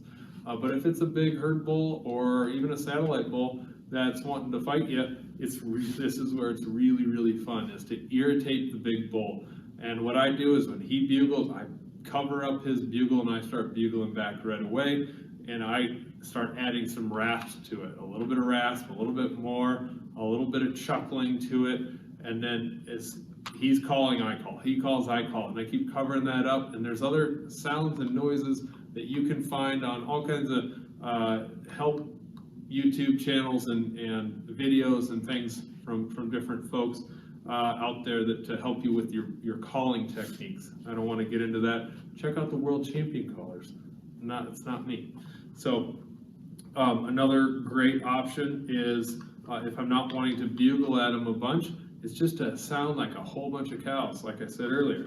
So I will add some mews here, maybe a little whiny estrus mew, and then here I'll sound like a calf elk, and then I'll add this, and it just sounds like there's 4 or 5 elk, maybe just milling around, eating, feeding, or there's a cow in heat here that's looking for a bull. So it might bring in that bull. This is a great way to peel off some of those bulls if you got elk that are herded up. And what I've noticed is early September, the herd dynamics are not there. They're figuring out the hierarchy. And then as they go into that mid-season, I love hunting early September. I love it because you'll see the big 6-point bulls over here with cows one day, and then they got no one the next. I love that, figuring out the herd dynamics. And then mid-September, they start getting things figured out, and they get grouped up. By end of September or mid-September, where they're really running hard, they're herded up. They've got the herd bull and the satellite bulls around, so it's hard to sometimes get that herd bull unless you can sneak right in or get close to where he wants to run you off. So all those herd dynamics and things about elk hunting that make that fun. It's a game to figure out. So you can figure out ways to make them respond to you and to peel them off. So I do like sometimes to just count like a bunch of cows and pull those elk or those bulls just off of their herd, knowing that, oh, there's a cow over there that wants to be bred. So lots of options with your calling. Just continue to absorb all kinds of content that you can. Sorry, we can't teach you how to elk hunt in 2 hours. Not going to happen, but we can teach you just a couple little tricks to get you prepared and get you excited for your hunt. All right, everyone. So I am using some mapping software right now to kind of show a few little tips and tricks on finding elk from your home and desktop. So the best way, obviously, is get some boots on the ground and covering some ground, finding sign. But sometimes the best you can do is from home. So these spots are not anything particular I have. I am pulling up areas where I have 0 waypoints. So disregard any names on here. It's just finding a piece of property and going for it. So if this is an area that I were looking at hunting, I'm seeing a couple of things here. I am seeing some open fields here that were a burn area where maybe the elk would be feeding in the evening, late afternoon, evening, early morning. And some of their movements are going to be to come off into cover, into their bedding areas into the day. And then they'll continue if this during the rut and some of their rutting activity under cover. So they're moving off into this darker stuff. So this would be my thought. Who knows? This road could be heavily traveled and there's not an elk anywhere around. But let's take this road, for example, or this one. That's going to create the pressure. And I realize that, please realize that this national forest is heavily roaded. So it can be tricky sometimes to get off the roads, but you need to. You really need to get off of the roads and get away from the people. Obviously, there's a big road right there that people are going to be traveling on. But I see a couple of areas here where I think this could be pretty beneficial. I'm not going to dive into how to get to these spots at certain times, but I can see if I throw on I'm just 2D hybrid, so I can see my topographical lines. I see a bit of a valley here, a little bit of a gulch. I almost see a glassing spot right here if I wanted to see stuff come off of there into these trees. I've seen elk walk ridge lines more often than not. In the mornings and evenings, it seems like they just like to make their travel down ridge lines and use those as their travel corridors into their bedding spots or feeding areas. So that might not be a bad little spot right there to glass to see some of those spots. And if you're archery hunting, you can locate those animals and then put your stock on, or maybe even that's close enough to take a shot. So that's an option. The next thing I see here on this spot is water holes. These little springs and things are pretty good little spots to be hunting early season. So it's oftentimes in some thicker cover, but maybe throw a trail camera on one of those spots, one of these little springs, and to see what kind of comes to that. If there's elk in that area, that could be pretty good. Other things you're looking for while you're out scouting is look for those rub lines. There's areas that I've seen in the, say those, it depends on some of those west facing slopes or even north facing slopes. Depends on time of the, what the weather's doing in that rut period. But find those areas where there is just a bunch of rubs. I've seen some of those elk rubs. They're obviously a little bit bigger than a deer rub, but just little areas like this that are just packed with elk rubs. And you know, if those are within a year or two, that was an area where there was some heavy rutting activity in the past. And I haven't covered a ton of ground too terrible far yet in the Black Hills, but it didn't take me too long for me to find one of those little spots. Not in this area exactly, but one of those little areas that just covered in elk sign. Plenty of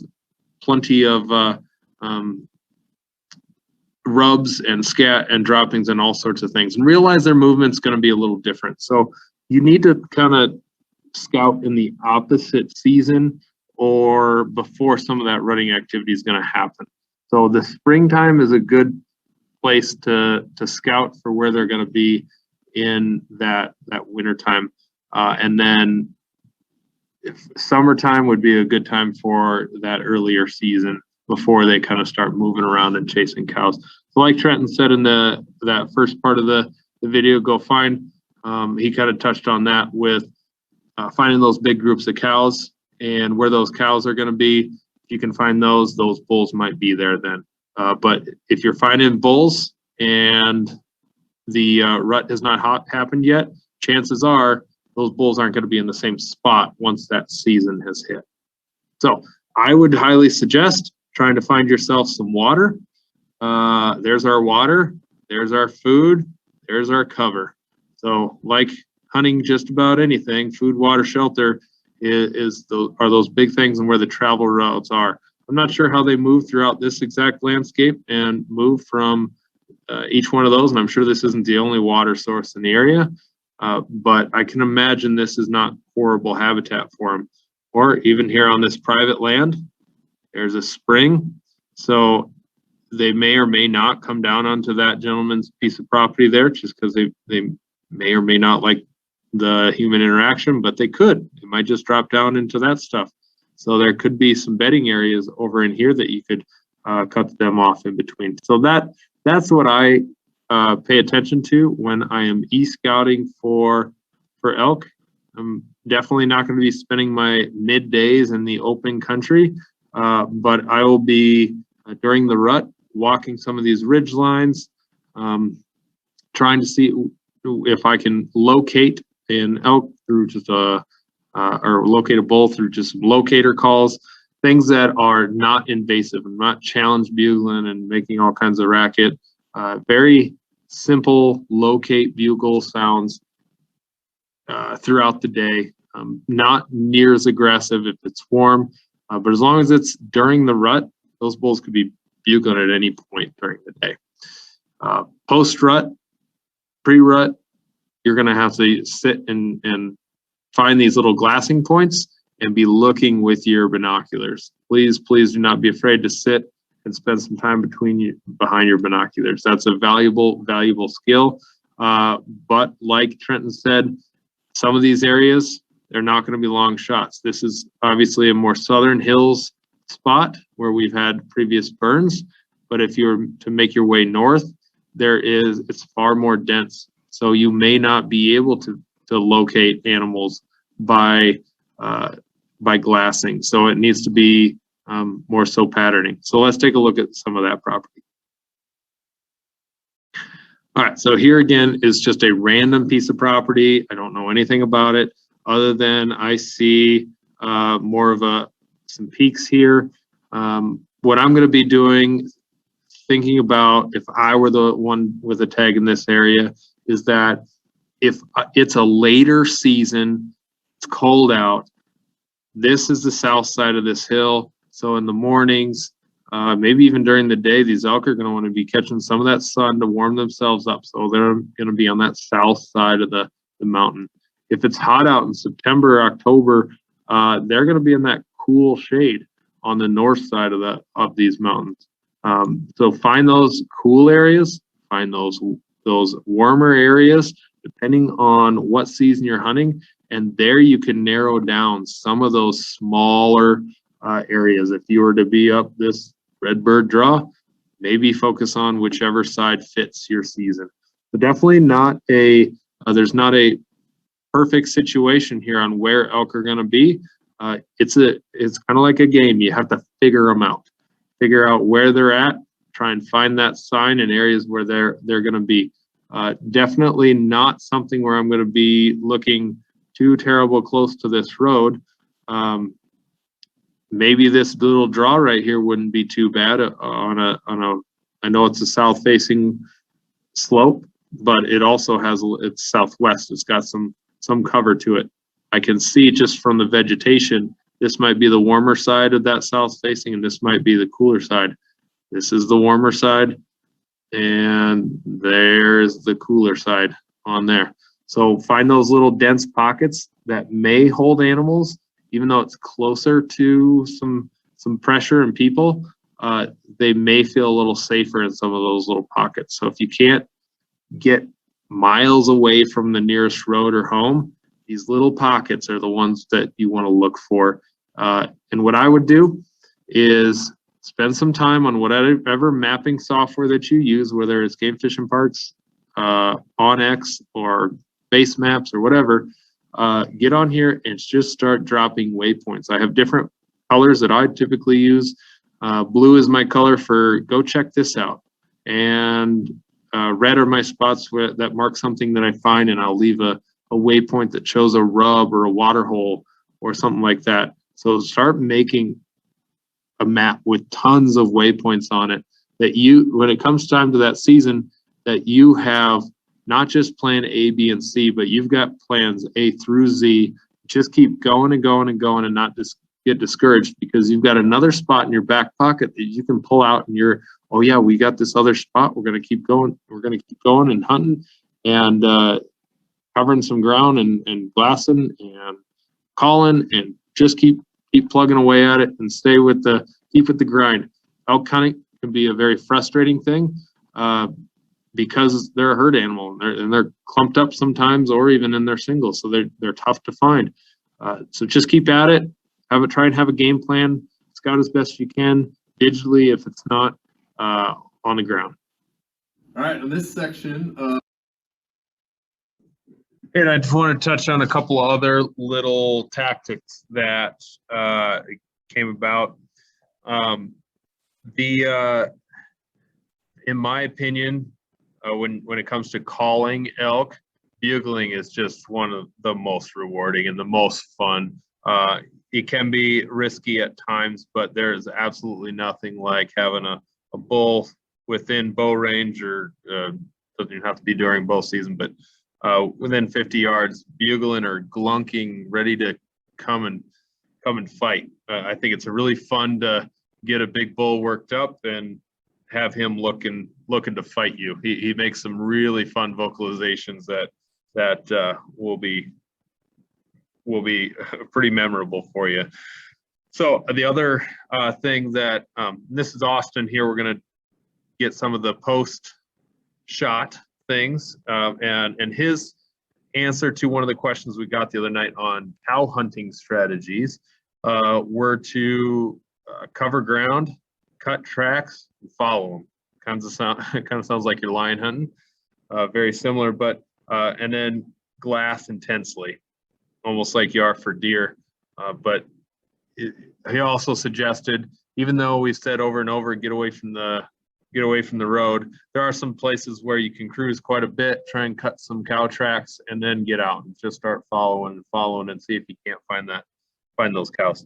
And if there's no snow, then hopefully we can get some get some glass and points and try and find where they're at. Or you can find, it doesn't have to have snow to find tracks. You can find tracks in the dirt. It's a little harder.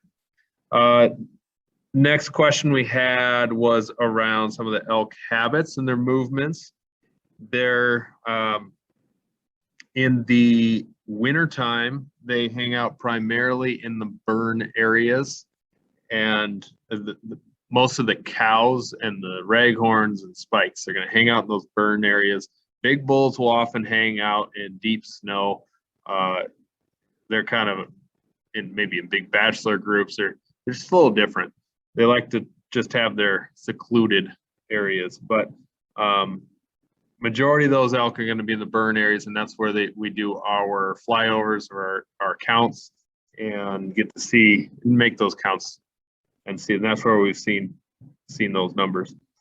So, and then as summer or spring hits, the dispersal of the elk just starts in there. They move more to their summer range, their calving grounds, and in the fall they're kind of all over. So another little tactic for those of you that are rifle hunting, maybe post rut or at the end of the rut, one thing to keep in mind that cows are going to keep coming back into their cycle, and they'll be wanting to be bred again, or they need to be bred still. So you hit that peak rut, there's still some activity that happens maybe a few weeks later. So keep that in mind, that they're still going to have that activity, and bulls are gladly going to breed them. Another thing, that when you have a herd bull, maybe it's just a lone bull with some cows, that if you're watching them and you're trying to make a play on them, that it gets, maybe it's late morning and you got them bedded and you know where they're hanging out and they're just not really moving, realize that bull that is trying to keep his cows organized, know where they're at. And once those cows start to bed down for the day and just hang out, that's when he finally realizes he gets just a break for himself. He's going to go to water. He'll maybe move around. Maybe he'll bed too, but he's going to do a little feeding. But those bulls, even though it's noon and 90 degrees or whatever in September, don't think that bull isn't going to come to you. There's a chance that he's not going to make a sound. So cow calling can still be pretty effective, and be ready for a bull to come in quiet. There's a lot of times bulls will come in. Think of it like a turkey, or when you're turkey hunting. Sometimes those turkeys don't make a sound, and all of a sudden they come on in, and they, just like a turkey, an elk is really good at pinpointing your exact location and can make his way right up to where you're at, and all of a sudden you look up and you got a bull 20 yards away. Now, you hear stories about that all the time, and I've seen it myself. So make sure that you sit and call a little bit. Just be ready at any time. There'll be a bull coming. Don't put your bow or gun on your pack. So always have that in your hand. So I think that's the majority of my little tips here that I had found and chatted with other folks and experience. So we'll keep on going. Of the webinar, I've got Austin, one of our habitat biologists. Hey guys. Experienced elk hunter. You've been kind of around and have a pilot elk tagged yourself. Not just in South Dakota. You got one, but cow tag sounds like, and then Wyoming, you got to go do some hunting as well, unfortunately. Yes, sir. Yeah, I got lucky and drew a general elk tag for Wyoming this year. So. Yeah, and everyone here, most of the people here on this webinar are successful in the draw, so they're all kind of getting prepped. Elk hunting is so different than deer hunting. It seems like most folks grab their drag rope and out they go, out of the woods or off of the prairie, and elk is a little different. A little bit. Especially a big bull. It's even hard to just roll them onto the other side, let alone get them into the back of a truck. Definitely. So if you're fortunate enough to have private land or somebody with a tractor, I suppose you might just gut it and load it on a trailer back of the truck and away you go. But that does come in handy when you get that opportunity, but that's not always the case. Right. So we've pulled the trigger, or we've release the arrow, we got the animal down. Okay. The other piece to add to that is that these elk are tougher than nails, and tracking and all of that. You might want to watch some videos or look at some other resources on some of those pieces. We're not touching that on this webinar, but there's an elk laying on the ground here. So first off, what's kind of your go-to steps for your quartering, or what do you do next? Okay, well, like I said, I mean, sure, most of you guys have probably deer hunted or antelope hunted, so you kind of know the size of that critter, but you walk up to an elk, whether it's a bull or a cow, and it's a whole different ball game. A lot bigger animal, a lot more weight there, so just don't get yourself stressed out right away. Just take a minute and take it all in, enjoy it, take some pictures, and then get your game plan together, how you're going to get this animal broke down. If you're by yourself, it'd be a good time to break out your paracord, because you're probably going to have to tie up a leg or something just to kind of hold things open to get in there. So what are our primary concerns right off the gate? Let's say September or December. Okay. It doesn't matter. What are our primary concerns? Well, I guess first thing would be September. I mean, you're going to have to deal with the heat. You're going to want to get that animal in the shade if you can, if it's not already in the shade. You just don't want that meat to start spoiling, because the hide on an elk is a lot thicker than a deer or antelope. So as soon as you can get that hide off, you're already ahead of the game. As soon as you can get that hide off, just to start releasing some of that heat from the meat. Like you said, I mean, if you can't get it to a tractor, or you don't have a four-wheeler and you're right next to a road that you can get the elk loaded up onto a trailer quick and get some ice jugs into it, and take it to a local butcher within a couple hours, you would probably need to start butchering and start quartering out. And if that's the case, you're gonna want to do it just like you would a deer. You know, take the hide off. Well, I guess first decide if you're gonna shoulder mount the animal or not. If you are, you're gonna want to kind of watch a few YouTube videos on just kind of references on how to do that. You don't have to do it all perfect, but just make sure you leave enough hide and make all your right cuts, and then you can just leave it all connected to the head. But if you're not going to shoulder mount it, get that hide off and start taking each quarter off. I don't personally use a saw. Do you? No. Okay. No, it's just another heavy thing in my pack. It is. So if you hit all those joints in the right spot, every hind quarter, front shoulder, they'll all come off with just getting in those joints in the right spot. And same with disconnecting the skull from the spine. Just got to get in those right joints, and everything will pop off with the knife. So I don't use a nut or a saw, but if you want, and you can take one along. And quartering is something where we're taking each of those quarters off. Yep. There's a lot of meat on an elk. So we've got our front quarters, our hind quarters. We need to also take the back straps or loin off, and as well as the tenderloins on the inside. And those are our must-take pieces. Yes, those are your prize meat right there. But we also have neck meat and ribs and plenty of other meat that can be taken as well. Yep. So we've skinned that. Okay. Yep. Another thing I was going to bring up is you could do the gutless method, or you can gut the animal right away. Gutting the animal right away is going to obviously release a ton of heat. But if you want, you can do the gutless method. Plenty of YouTube videos out there for anyone who wants to watch how to do that. But that just gives you one way to not have to deal with all the guts and stuff. But you can still get all the meat that you would normally, even if you did gut the animal. You're still able to get in there and get those tenderloins out. I preferably use that method just for myself, but I know many people still go the old school way and gut the animal, which is perfectly fine. But and I know you got your kill kit with you here, and as you're taking One of the questions that just came in is what's the difference biggest difference between breaking down a deer versus an elk, or vice versa? It's just the size. That's all it is. It's practically the same thing and almost a little easier. You got those similar cuts. They're just bigger and easier to work. Not easier to work with in the fact that they weigh a lot more, but breaking down those muscle groups they're more pronounced. So and then because of that size, you're not dragging the thing.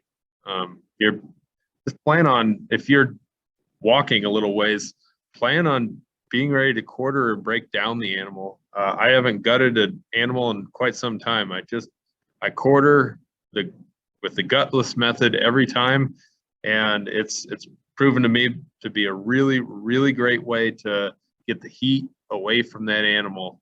And it doesn't really take me too terrible long.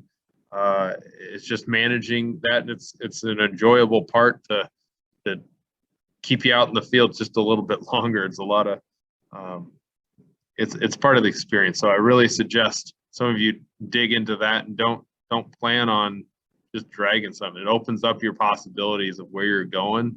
And when that thing dies in a little hole or a ravine, you're not dragging it anywhere. So you're going to have to figure out how to do that. So plenty of YouTube videos. It's simple. It's no big deal. If you've broken down or even skinned a deer and done some of your own processing, it's no big deal. You'll get it. You don't even have to be that precise with your cuts. You can separate those muscle groups pretty easy, or the quarters pretty easy. It's not too tricky. Quarters off, especially in September, even October, we got flies to deal with. We do. So we get a quarter off, and it's heavy enough that unless you're a real strong dude, you're not holding this up with one hand. No. No. So how are you? We got dirt to contend with, Yeah. heat, we got some shade. What do we walk us through kind of? So, as soon as before I start breaking down the animal, I guess I bring a tarp along. I'll give you a quick example of what tarp I use. It's small. You don't even have to have anything fancy or anything, but this is just a hunter's tarp. It's 5 feet by 5 feet, really lightweight and compactable. You can use contractor bags. That's also very lightweight. You can just cut it open and spread it open, just to keep that meat off the ground, because you don't want to contaminate your meat by laying it down in all the dirt and pine needles and everything. It's be a mess when you get home too, trying It to does. clean that up. But Yep. in the dirt's bacteria. Correct. Yep. So I always lay out a tarp before I start quartering out, and then once I get a quarter off, I'll lay it on the tarp, go to the next piece, get it off, lay it on the tarp.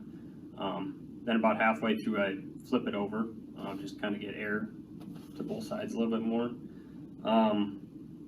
I also always keep with me game bags. For an elk, it's going to be a little bit bigger bags than like a normal deer bag, but just for example, that's the backstrap bag. There's a variety on the market. There is. Nicer ones that are a little thinner to the big cotton, a little heavier. Yep, and this is a synthetic material, which helps it breathe, and it's easily washed, and you can reuse them for many years. I think they're a great investment if that's something that you'll be using in the future. If you have to quarter out an animal, I definitely recommend getting some decent game bags. You can get the cheesecloth bags, but with the elk quarter, all that weight really stretches out that material, which flies and dirt can get into that meat still then. You can also use pillowcases. That's another option. Most of the time pillowcases are cotton, which don't breathe as well either though. So your best bet would be to go with the synthetic if you're going to use a game bag. And but yeah, after you lay your meat out on the tarp and it's cooled down, throw it in that game bag. Then you can hang it up in a tree. You can You can even lay the game bags over your meat while it's on the tarp, just to kind of keep flies and stuff off it if it's a warmer day when flies and wasps are flying around. Just to kind of prevent that contact. Okay. So, and moisture as well, I'm assuming is something we're want to avoid. Yep. Even if you're next to a stream, it's not ideal probably to wash that off. I like to keep, if you remember from your hunt safe manual, was it dirt, heat, and moisture are the things that contribute to the bacterial growth and all that. So we got to make sure you reduce that and try and create that environment where it's going to be nice, dry, and cool. And you wouldn't believe, even on an 80, 90 degree day in the shade, you get the evaporative cooling happening, and that heat just gets away from that quarter, and it can be cool. It's not too hot to hunt. Exactly. It just requires a couple more steps. It does. It does. So we've got our quarters all in the game bag, and I like that you mentioned even a pillowcase. When you guys maybe took 20 years or something to draw a tag and go spend $70 for some game bags, maybe not necessary. Not always necessary. No. But it's handy. There's always tools in the trade that make things a little bit more comfortable, a little bit more lightweight, to go further and be more efficient in the field. But game bags would be a necessity, especially for a September hunt. Oh yeah. Yep. That Definitely. would be important. Yep. So we got this hanging in a tree. We've got it on a tarp getting ready to pack. We got this stuff cooled down, separated from the animal. Okay. All right, so gear-wise, in your kill kit, I really like the tarp you mentioned before. Nice and lightweight. It's small, big tarps. Even the cheap tarps, blue ones, are too big. They are. So this is compactable, really lightweight. It fits. I just try to keep everything within this little container. First and foremost, you're going to want a knife. You're going to want a sharp knife that will get through an elk. Personally, I like to use reusable blades because that hide on an elk is definitely going to dull up your knife. It's a lot thicker than a deer, so as soon as you get done skinning that animal, maybe you hit a bone or two, you can just take your blade off. And I always keep at least 2 or 3 extra blades with me just to switch out the blade, and you got a sharp blade again, which is very important for elk. And a big piece of that you want to keep in mind is there's some safety things to keep in mind. Just what kind of knife, doesn't matter. Oh yeah. But these bigger animals, there's a few more factors involved of moving some weight around that a slip of a knife could be fatal, or just going to cause you a little bit more of an issue in the field. A deep cut that you need to get taken care of, a slip of the knife could be a bad deal and turn your great day into a not so fun day. So really watch out and be careful of your knives. I use as well the replaceable blades, but when they cut, it cuts in really quick and deep. So just make sure that you are being safe with that process. We don't need someone getting hurt. Yep. And then if you're one that has just a normal knife, make sure and bring a knife sharpener along, because it's a lot of animal to get through with one blade. So just make sure and bring along a knife sharpener to keep that blade sharp as you work through that animal. So what else we got in there? Of course, we got a couple of bandages just in case you do cut yourself. I always keep a couple pairs of gloves. Not everyone uses gloves, but just kind of helps keep everything clean a little bit. And if you do kind of nick yourself, a glove does help a little bit. There's the paracord that I was talking about for tying up legs or tying the head to your pack or anything. I mean, you can use paracord for everything, and it's just always a good thing to keep in your kill kit. When you say tying up legs, you're meaning if you're at a gut and you're maybe by yourself. By yourself. Yep. Using that to tie to a tree to spread the legs. Keep the legs open to gut it, or to, I mean, even if you're in an area where it doesn't have branches or stuff, like just to get the meat tied up. I always keep my headlamp in my kill kit. I Obviously that can be anywhere in your pack. I keep athletic tape or else electrical tape in my kill kit. One just for like blisters, or if you cut yourself bad enough and your bandage isn't going to be enough, athletic tape always helps for that. You also can use it for taping your tag to the animal. Obviously South Dakota has the sticky tag, but some states don't have a sticky tag, so you have to tie or tape your tag to the animal. And then most importantly, your tag and a marker or a pen to sign your tag. All right, so we've got our quarters all ready to go. Yep. Kind of the hard part is really here. This is when the work really begins. So if you are a little ways from a vehicle, and that's the whole purpose of quartering, is to break this down to make it into a manageable piece. Yep. And the next part is getting this thing packed up and getting it out of the woods or off the prairie. So what's your your process? Okay, so there's a couple different options for pack wise. You can either have just a normal standard backpack. You could have a backpack like this, which has an internal frame into it, or else you can have just a frame pack, which is super simple, lightweight. We'll start with the super simple one. Okay, so you got your quarter here. You just put your quarter on there, strap it in, and you're good to go with this one. Super simple, lightweight, pretty common in the elk world, these frame packs are. Your next, to load it into like internal frame, you just have to undo some buckles.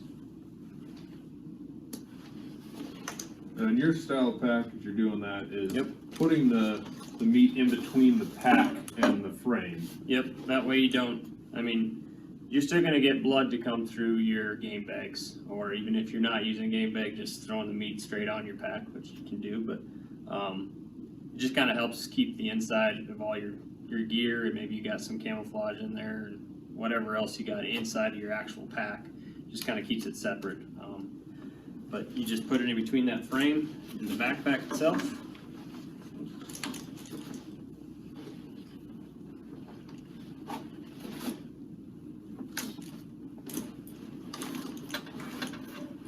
Probably not moving it around about like that. Yeah, pillow, the pillow is a little bit lighter than an elk quarter, but and then you just got to strap all your buckles back in.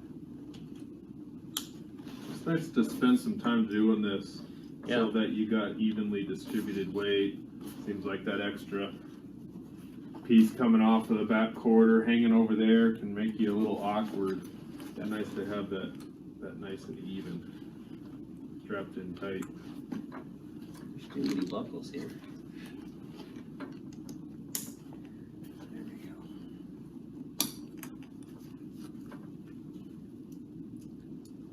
Besides keeping that all clean, is there's some value to getting that meat? Right, so the last part that Austin was sharing us got cut off for some unknown reason, but just wanted to kind of wrap up what he was saying and some of the other things that we didn't get captured. So apologize to Austin for lack of technology abilities, I guess. So on his pack is very similar to mine, where we were loading up that weight in between the frame and the pack itself. And we talked about the advantages of that being that you can still have all your camp gear and your hunting equipment and all that stuff in your bag and reduce the amount of blood that's getting on that. You're still always going to have a little bit of leaking through there, and the benefit of that is it's going to be mainly on the frame there and on the pack, not getting into your stuff. So that's one of the benefits of one of these styles of packs. The other thing is that you get that weight closer to your body by having this pack on. The hip belts nice and tight with I've heard two different things with fitting of your hip belt. Depending on where your hips are. I have very, very high hips. So I find the top of my hip bone, and that's going to go to the top of my hip pad. People with a little lower hips, you want to put that hip right at the top of your hip in the middle of that pad. So that's kind of some of that proper fitting, but this is what works for me.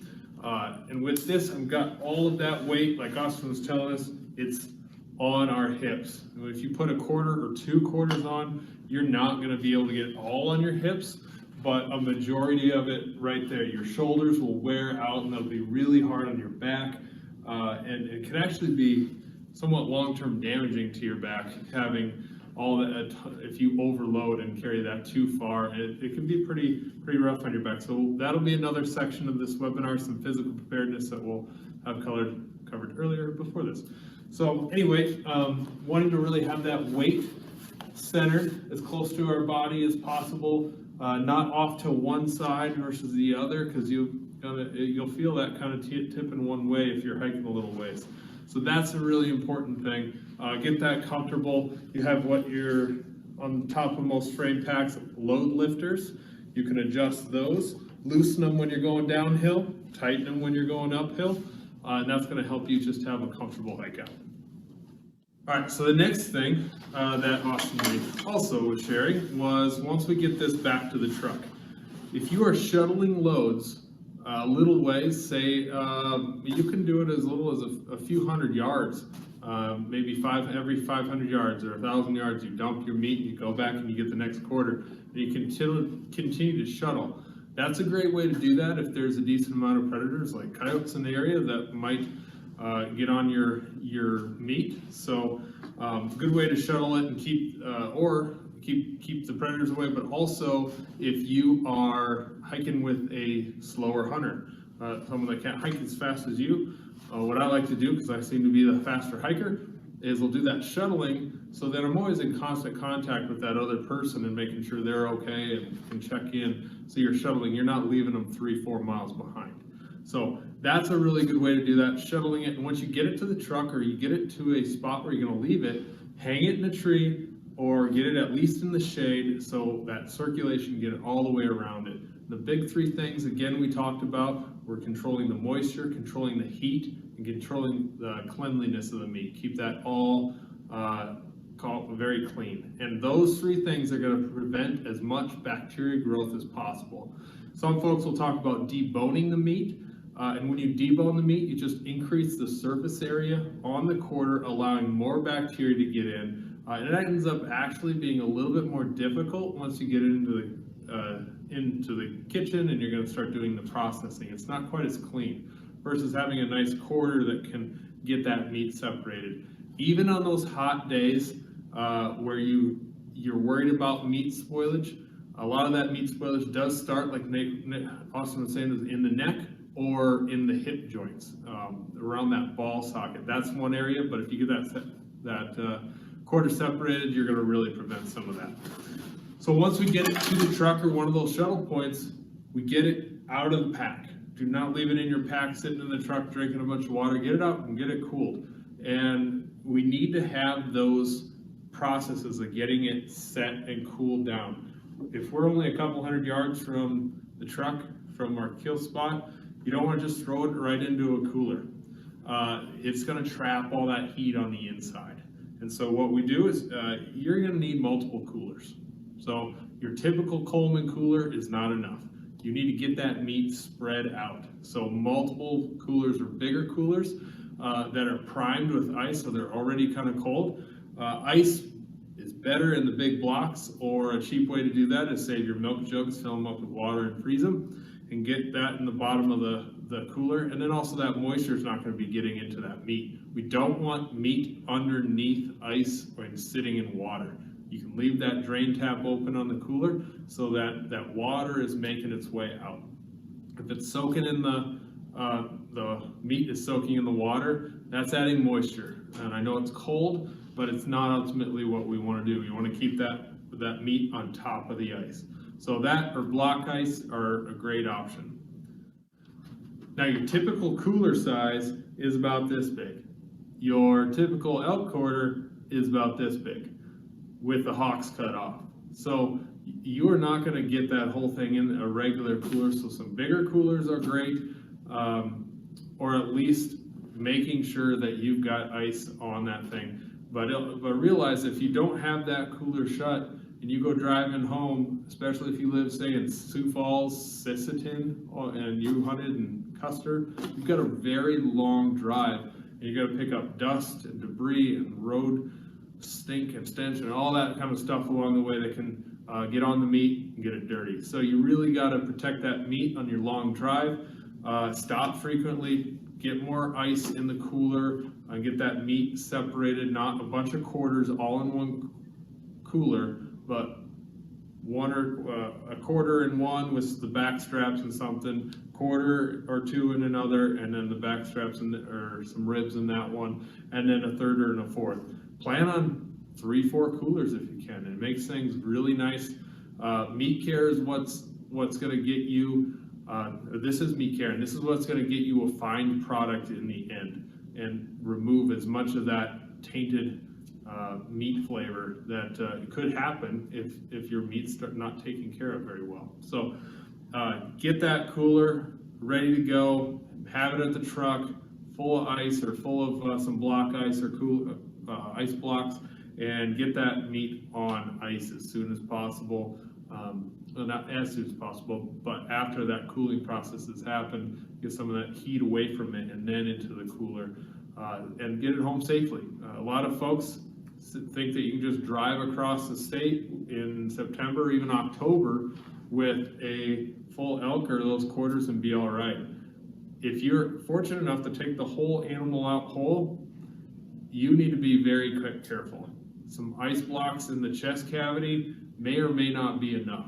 You probably need to get that hide away from the body and get that cooled down. The hide is meant to be on the animal to keep the heat in. Think about that animal in the wintertime. He's got that coat on, or that hide on there, and it keeps him warm.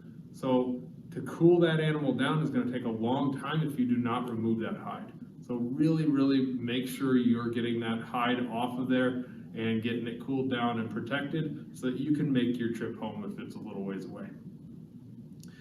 The last thing that Austin and I covered in that section was about some taxidermy related things. If you are wanting to do a shoulder mount or even a full body mount or whatever you want of your elk, you've got to do just as much care for that hide as you did the meat. If you take that into your taxidermist too late or you didn't take care of it well, he's going to say, sorry, the hair slipped, it's no good. And then you've got to pay for a cape and you're on to a whole nother thing and whatever else. So you really need to make sure that if you want to cape out the animal, get that hide laid open and get the heat off of it, flesh side up. Then once you get to the truck, do the same. Don't throw it in the back of your truck and drive across the state when it's 60, 70, 80 degrees outside. That's going to spoil and the hair is going to slip and your taxidermist is going to be telling you sorry. So another big thing with that, contact your taxidermist. Tell them you drew a bull elk tag or a cow elk tag and you're planning on tanning the hide or getting a mount made, and make those arrangements early. That way you have someone to contact if it's a Sunday evening, afternoon, when you get back, to call them up and say, hey, I got my elk, I was planning on being by, is that all right if I can drop it by? That would be a really good thing, and they always like to go out of their way sometimes to take in an animal so that they know it's done right and it's cooled. So talk to the taxidermist, see how they want it skinned and done in the field, and I bet you can learn quite a bit from them.